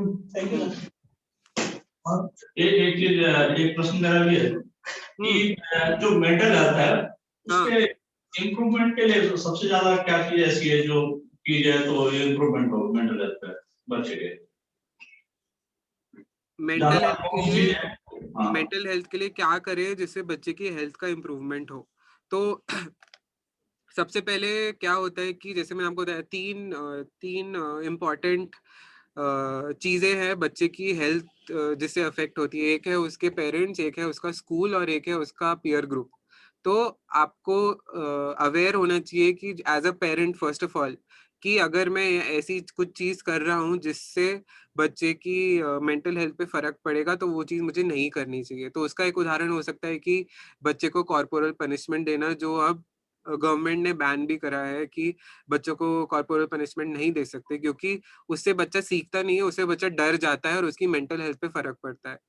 तो एज अ पेरेंट आपको उनको, जैसे मैंने बोला, बच्चा बुक से ज्यादा अपने आसपास के एनवायरनमेंट से सीखता है। बच्चे अपने रोल मॉडल्स के बिहेवियर से ज्यादा सीखते हैं। तो एज अ पेरेंट आपको एक रोल मॉडल बनना है कि अच्छा बिहेवियर उन्हें सिखाना, और उनकी मेंटल हेल्थ पे उस चीज का पॉजिटिवली इफेक्ट पड़ता है। सेकेंड चीज है टीचर्स का। टीचर्स के लेवल पे आप लोगों को समझना है कि बच्चों का पीयर ग्रुप कैसा है। बच्चों को सिर्फ पढ़ाई में इंटरेस्ट दिलाना एक जॉब है, उसके साथ साथ एक्स्ट्रा करिकुलर एक्टिविटीज जैसे कि हॉबीज हो गया, स्पोर्ट्स हो गया, आर्ट हो गया, इस सब में भाग लेने की प्रोत्साहन देना भी इम्पोर्टेंट है उनकी मेंटल हेल्थ के लिए। और तीसरा है पीयर ग्रुप या सामाजिक लेवल पे पीयर ग्रुप अच्छा होना चाहिए। अगर उसमें कोई जैसे मान लीजिए एडिक्शन का प्रॉब्लम है किसी बच्चे को, तो उस बच्चे को हेल्प के लिए ले जाना। तो ये सब जो चीजें ब्रॉडली बच्चे की मेंटल हेल्थ पे अफेक्ट करती हैं। उसके साथ साथ चीजें जैसे फिजिकल एक्सरसाइज, योगा, सबसे जरूरी है स्कूल में एजुकेशन देना। जैसे एक होता है सेक्स एजुकेशन, जिसमें आप बच्चे को सिखाते हैं कि रिप्रोडक्टिव ऑर्गन्स क्या है, मिनार्की क्या है, पीरियड्स क्या है, एक वो पार्ट होता है। उसके साथ साथ स्कूल में एक मेंटल हेल्थ प्रोग्राम करना कि मेंटल हेल्थ भी फिजिकल हेल्थ जितनी इंपॉर्टेंट है। और मेंटल हेल्थ का मतलब, अगर मेंटल हेल्थ की तकलीफ है, इसका मतलब ये नहीं कि बच्चा या कोई पेशेंट पागल है। उसके अलावा भी बहुत तरीके के मैनिफेस्टेशंस होते हैं मेंटल हेल्थ रिलेटेड प्रॉब्लम्स के, जो डिप्रेशन हो सकता है, एंजाइटी हो सकता है, घबराहट हो सकता है।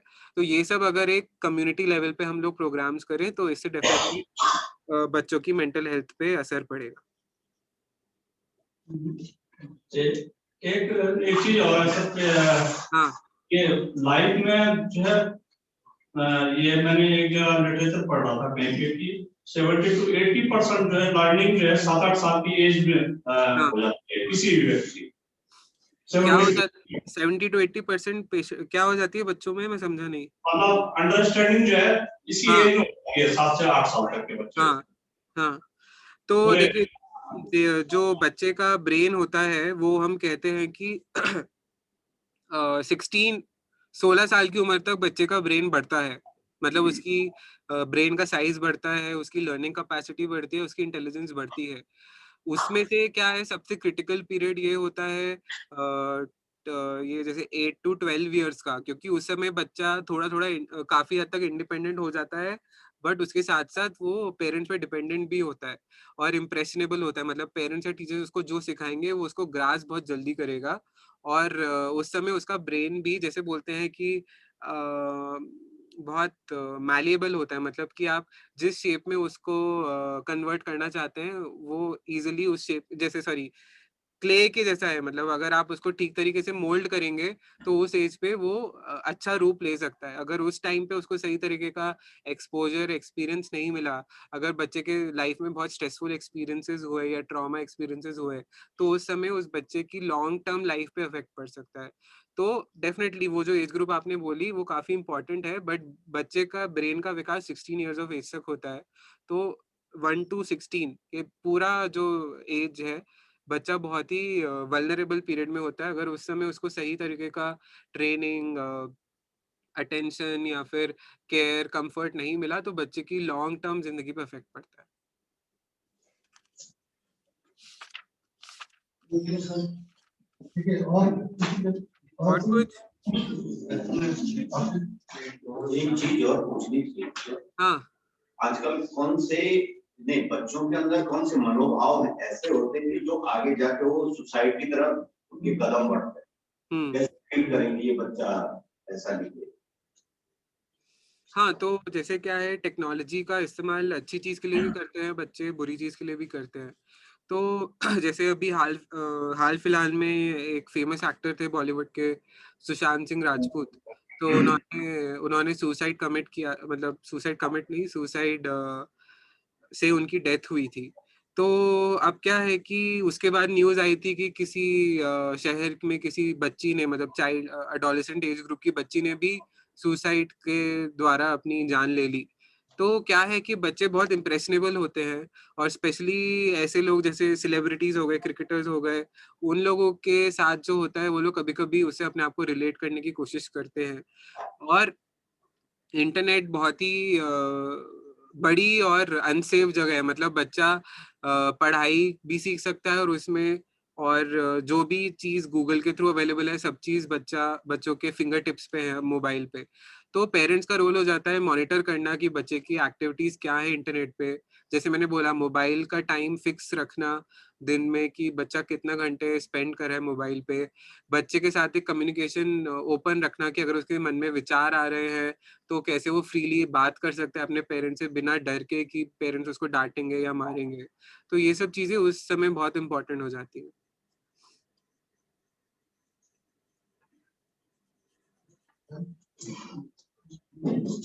Thank you sir. Thank you doctor Prateek, धन्यवाद। अभी हमारे बाकी प्रश्न जो और हैं वो बाद में आएंगे। हाँ ठीक है। तो नेक्स्ट ग्रुप हमारा एडोलेसेंट्स एंड यूथ का है जो 26 फेब को जो है, जिसके तो मैं एक और चीज बताना चाहता हूँ, अगला सेशन मैं नहीं लूंगा, अगला सेशन मेरे साथ बैठे डॉक्टर प्रवीण लेंगे। तो 26 का जो सेशन है वो डॉक्टर प्रवीण लेंगे, और एडोलेसेंट्स का सेशन भी हम लोग ऐसे 10:30 जूम के थ्रू करेंगे, और वो आपसे कोऑर्डिनेट करेंगे फिर आगे क्या करना है। अगर आप लोगों का कुछ स्पेसिफिक फीडबैक है या फिर आप चाहते हैं कुछ और चीज़ हम ऐड करें तो आप विवेक जी को बता सकते हैं, वो मुझे बता सकते हैं। अगर एडोलेसेंट्स के लिए कुछ स्पेसिफिक चीज़ आपकी रिक्वायरमेंट है तो हम उसमें ऐड कर लेंगे, और किसी खास चीज़ पे ध्यान देना चाहते हैं तो आप बता दीजिएगा बिफोर हैंड, जैसे हम लोग उसको इन्वॉल्व कर सकते हैं। ठीक है, तो मेरी तरफ से इतना ही है। अगर कुछ क्वेश्चंस होगा तो आप मुझे ईमेल या व्हाट्सएप कर सकते हैं विवेक जी। ठीक है, ठीक है सर, ठीक है, thank you, thank you, thank you once again. या